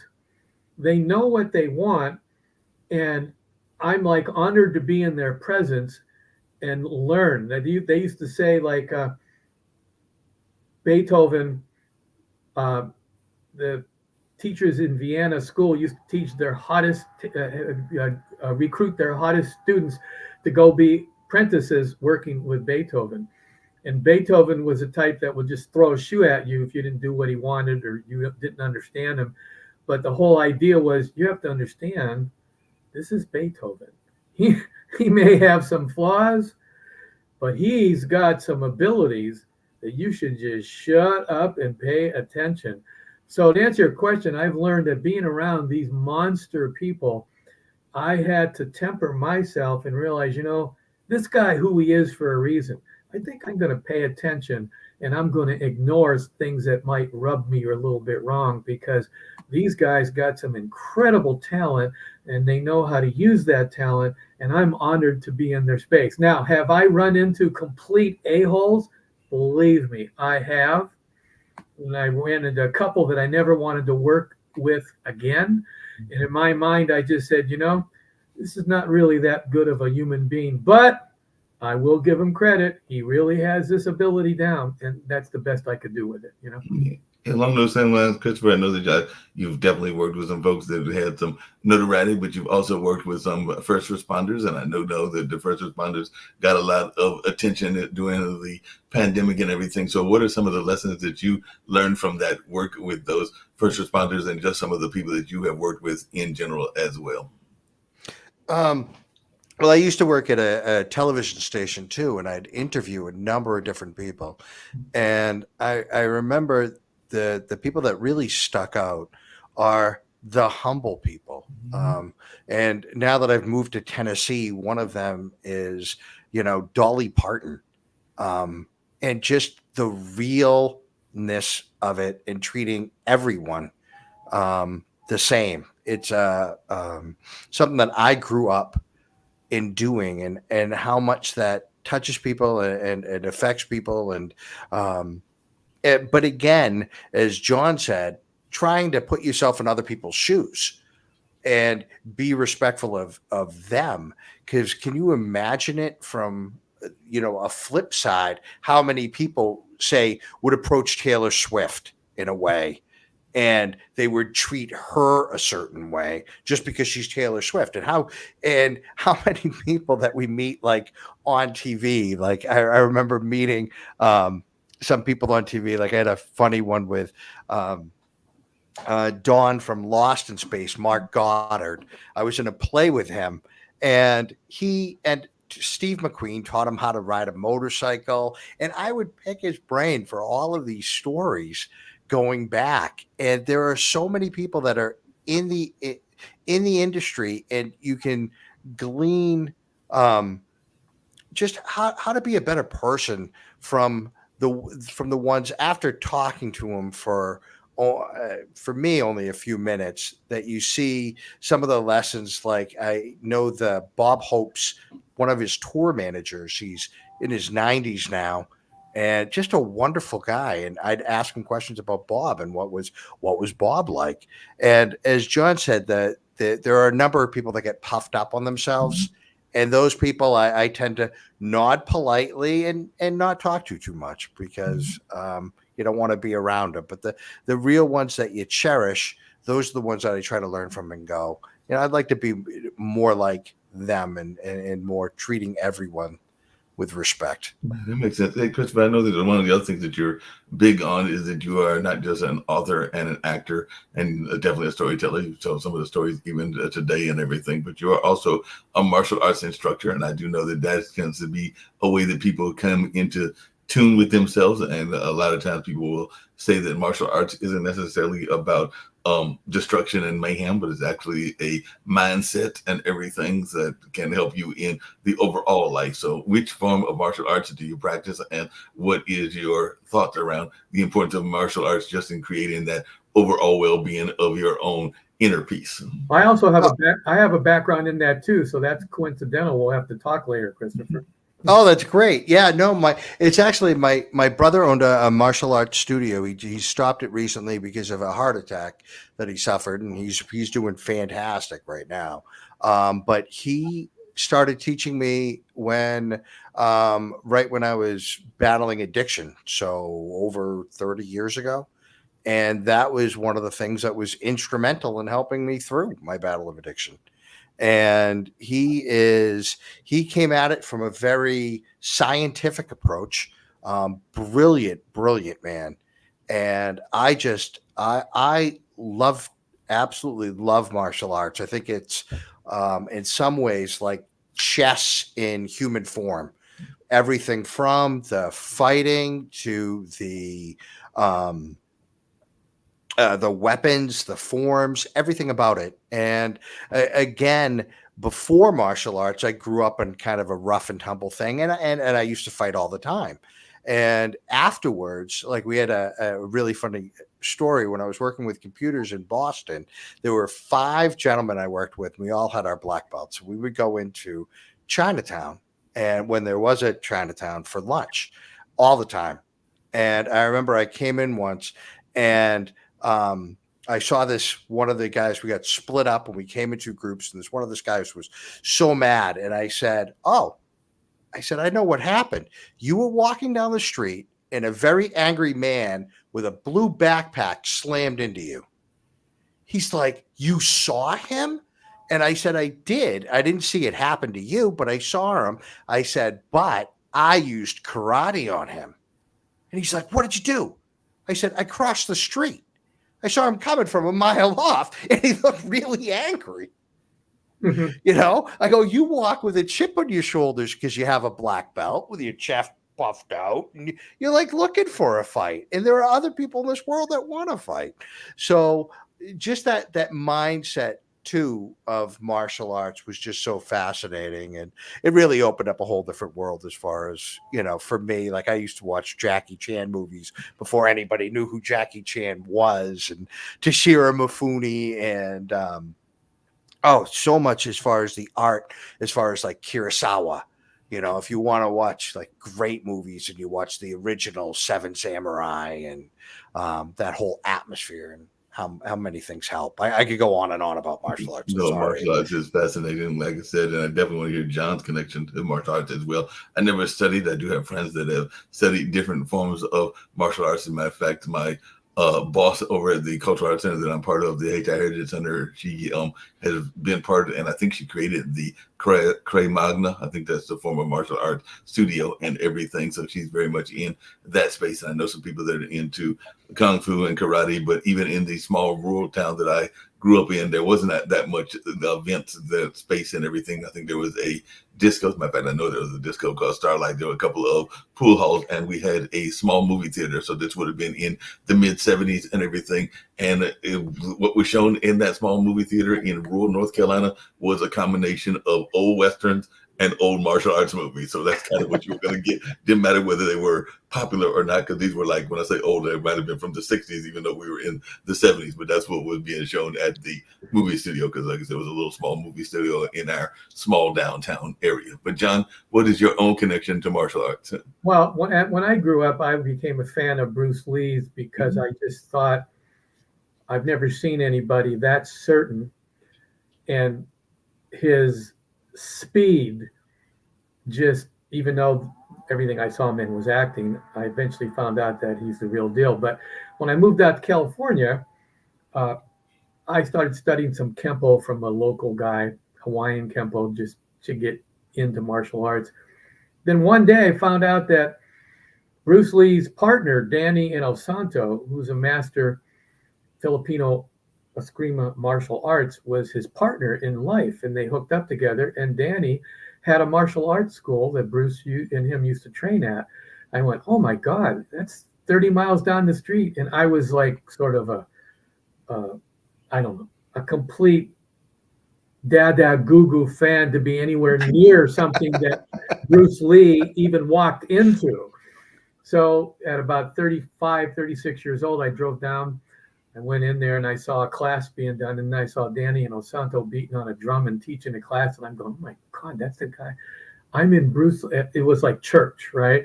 And a long story short, afterwards, I joined the class, but I had the courage and the balls, a little bit stupidity, that ended up working out for me. I went up to Danny afterwards and I said, I've been a fan of Bruce's my whole life. I just moved out here.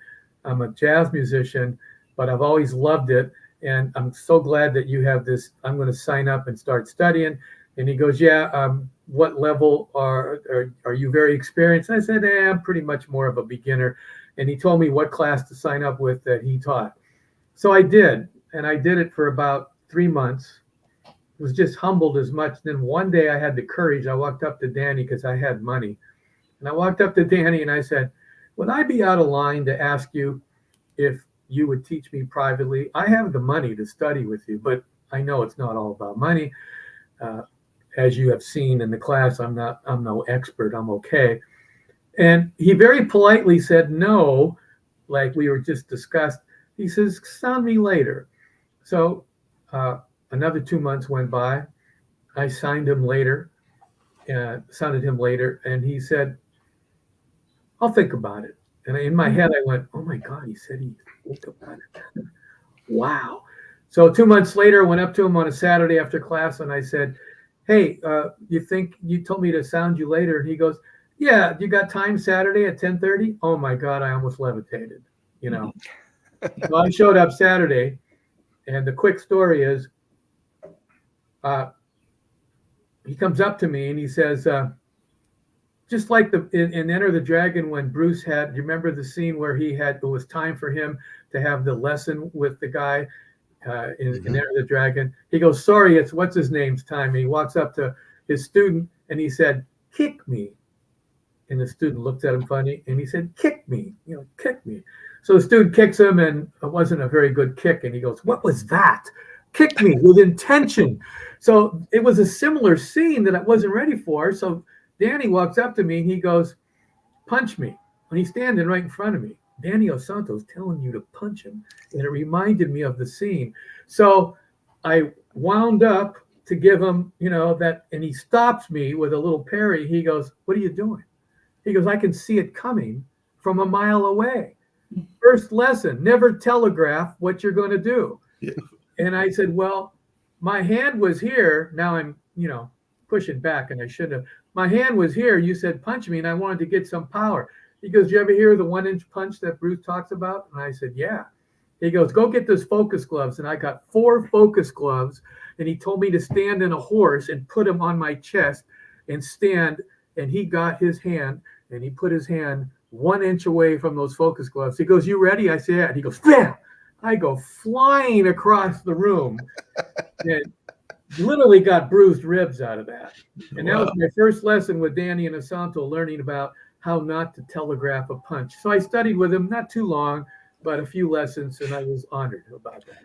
You should definitely be honored for that, and definitely telegraphing punches, telegraphing anything is a bad habit that a lot of folks get into, and all along those lines. We only got a few more minutes. I definitely still want to play your video, but before I get to your video, and the question that I ask everybody all along those lines is definitely, Christopher, one thing you mentioned, and I'd love to hear your thoughts, because Dolly Parton had some ties to North Carolina as well. That he tried to even build a center, like a musical center, that I think now is being used for like some of gambling centers, and I don't think that it is being used as much as what it was originally created for and everything. But what is a lesson that you learned from that icon of country music and everything in that space? Because she is seen as a businesswoman and not just a woman of certain assets and everything. But what is a part of her conversation that you learned from that icon of country music?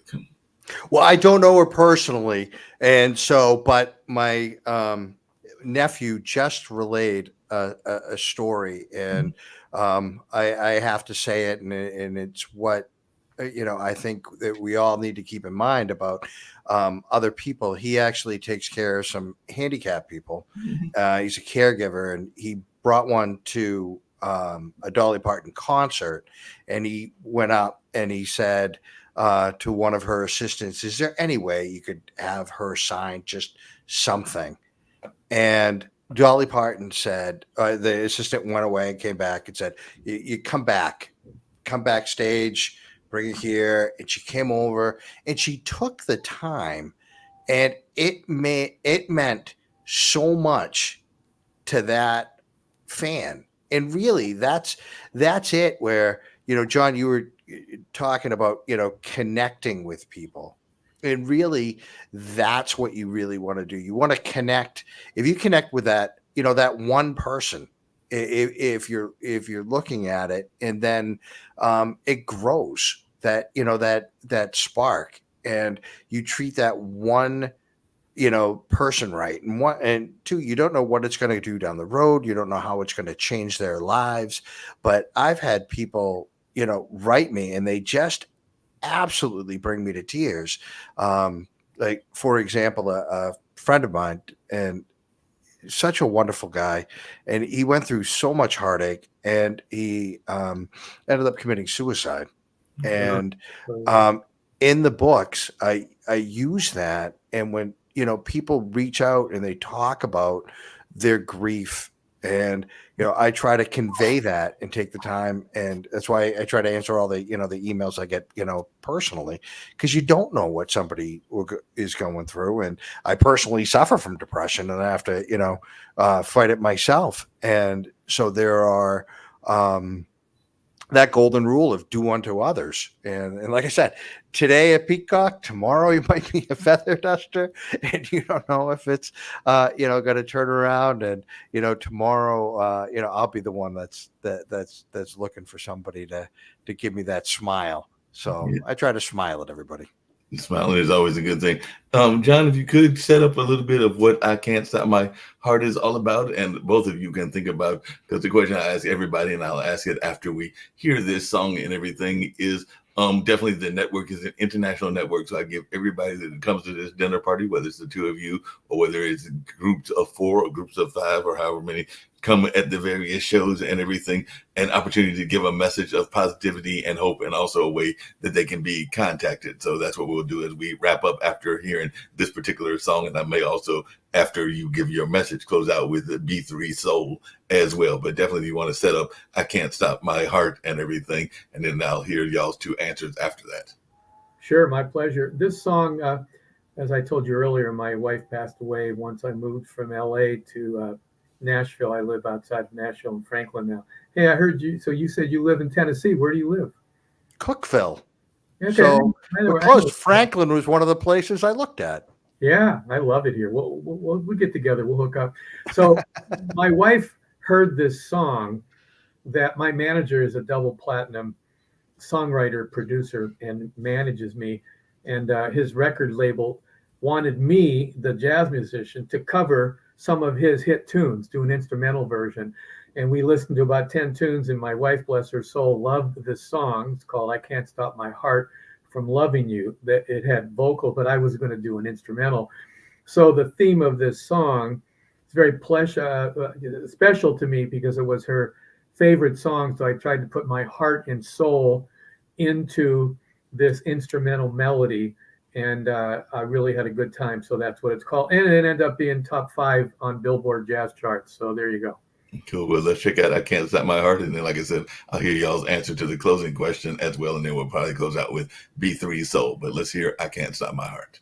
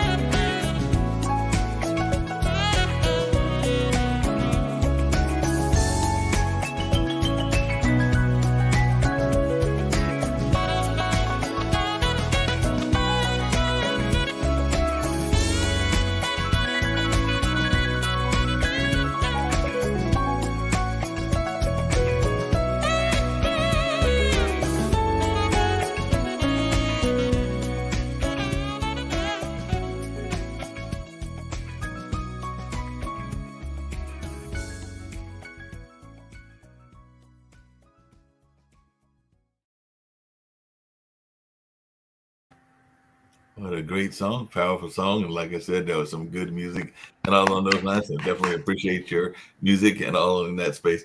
Like I said, great to wrap up the show. But as I was saying before, and then we'll play B3 Soul, I definitely want to hear from your thoughts as that. So I'll probably go to you last, John, so that you can set that up as well. It'll be one of our last things along with Sure. a couple of PSAs and everything. But Christopher, if you want to tell folks how you can be reached, anything that you hadn't get to about your books and everything, and any message of positivity that you would like to share as well. Because like I said, it is a global network. Pod TV is one of my personal goals is to try to use my platforms to spread whatever kind of positivity I can and all along those lines. So if you got a message of positivity and hope, I'm always glad to hear that from my various guests. Well, I'll start with that first. And the positivity is, in the message is that I'd like to say is for people to get plugged into a church. I know it's not the most popular thing, today, but God really is active and looking for you. And if you get connected, there and get connected with people, this world wants to just divide us, separate us off, and have us be alone. And it's just so wrong. And I know that a lot of people had bad experiences in churches, but I had bad experiences at the doctor. And if I'm sick, I go to the doctor. So if you go to a church and you have a bad experience, go to a different church. Just don't start going, because you're worth it. This life can be like when you were a little kid, when you woke up and morning smiled and you wanted to run out and find the adventure that's out there. It's still that same world. We just get jaded and pressed down, and it doesn't have to be that way. There's so much hope in this world. And if you want to talk, if you can't, reach out to me. You can find me at Christopher Grayson, GREYSON.com or GraysonMedia.com. I got some free books for you. If you have any questions, feel free to talk to me. A lot of different books that you can pick from, and shoot me a message. Again, I respond to each one of them personally. I want to thank you very much, Mark. And I have to say, I love your voice. Absolutely love it. So being on the show is a delight. It was great meeting you, John. I hope we do talk later with you being so close. I love the song. So thank you both. Thank you. No problem. Before I get to John and everything, that's interesting you said that, because like I said, I definitely believe that no matter what your convictions are, that definitely having a spiritual anchor is good, because I do have friends of different religious groups, not just Christians, but also Muslims and Buddhists and a number of others as well. Actually was on, because I get around by mass transit on the bus yesterday, and all along those lines, there was a gentleman, an older gentleman, that was talking about some of the things he remembered as a kid that kind of alluded to what you were just saying, because he was saying how he remembered collecting butterflies and putting them in the glass bottles to make like those little firefly lamps, and how he remembered flying kites and playing marbles and even being in the baseball field. And I'm sure that both of you, as people that grew up and had ties to the Italian community, can relate and everything, that if you were really good, they would let you stay in the infield. If you were really bad, like I was, you were going to go out to the outfield, because not many people were going to hit out in that direction. There was only a few people that would be able to hit out there. So you spent a lot of time collecting the butterflies and whatever else junk was out there, because there was only a few people that were going to manage to get the ball hit in your general direction in the first place. But he was saying that a lot of our kids, unfortunately, don't, and I don't have any kids, but I do have two nephews, don't have that experience of being out as much as he would like them to be, this particular gentleman that I was talking to. So I think that he may have a point in everything in that space. But John, if you want to tell folks how you can be reached and all along those lines, if you want to tell folks any other message of positivity that you would like to share as well. And like I said, I love the title of your book, that whole Inner Architect and everything is a great title. I think more people need to be getting that book, but if you want to tell folks how they can get a copy of that as well. Well, I too like your voice. I'm going to go a little further. One of my favorite comedians in sitcoms of all times was Sanford and Son. And so you got a Red Fox vibe, brother. Yeah, I feel like I'm talking to Red Fox. Remember the scene whenever he ran into problems, he'd be thinking about it's his time to go, and his wife was in heaven, Elizabeth. And he'd go, Elizabeth, I'm coming. Elizabeth, I'm coming. And I still, it's been 2 years since the Lord took my wife, and every time I run into that, I'm telling you, I'll be walking around the house and I'll say, Barb, I'm coming. I think I may be coming. Get our castle ready. So hearing your voice is very, I don't know, it's warm. So, when I got the sort of command from the Father to write this book, it was sort of an order. Uh, my vision has become now, even though I've accomplished a lot as a jazz musician, I still do music here and there.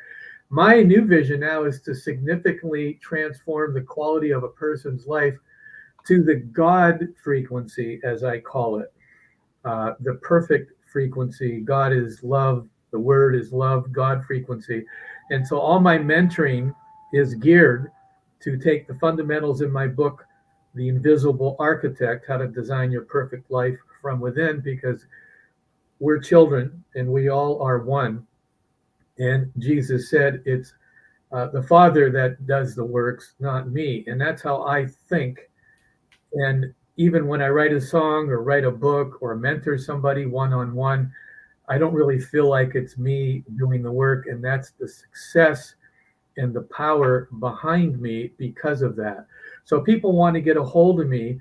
One of my goals is to help people live and create higher frequency lives, because humanity has lost its way. And if you remember a book called The Celestine Prophecy, that's all of the author talks about how humanity has lost its connection with source, with the Father, and therefore has become weak and vulnerable to all the stuff that's going on.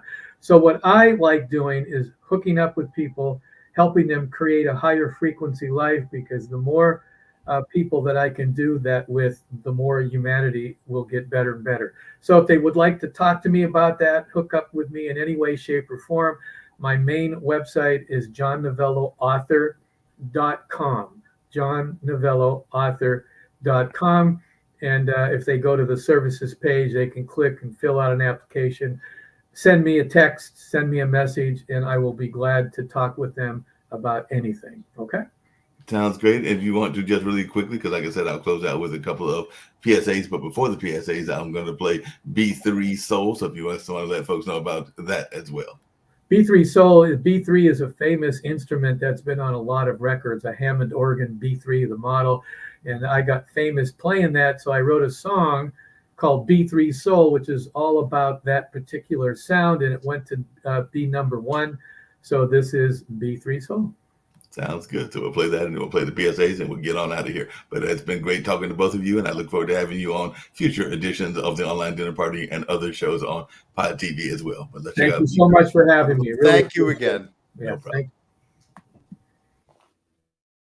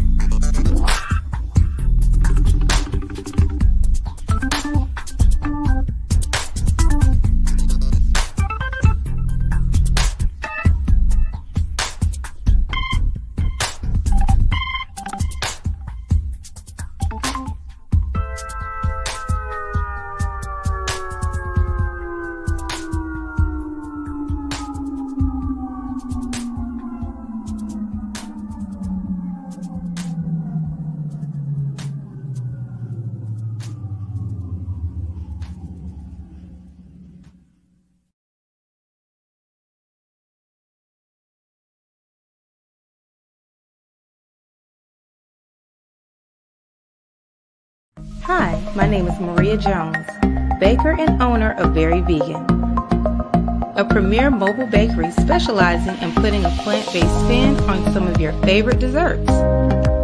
Inspired by my own personal experience with my journey with healthier eating habits, I was determined to make comparable items with desirable textures and great taste. We're always experimenting with different flavor profiles and expanding our menu. I enjoy my creative license as well as imparting ideas and requests from my customers. It makes for new and exciting items. Some of our customer faves are the specialty cheesecakes such as the banana pudding with homemade vegan vanilla wafers, strawberry crunch, honey bun, fruity pebbles, peach cobbler, and many others.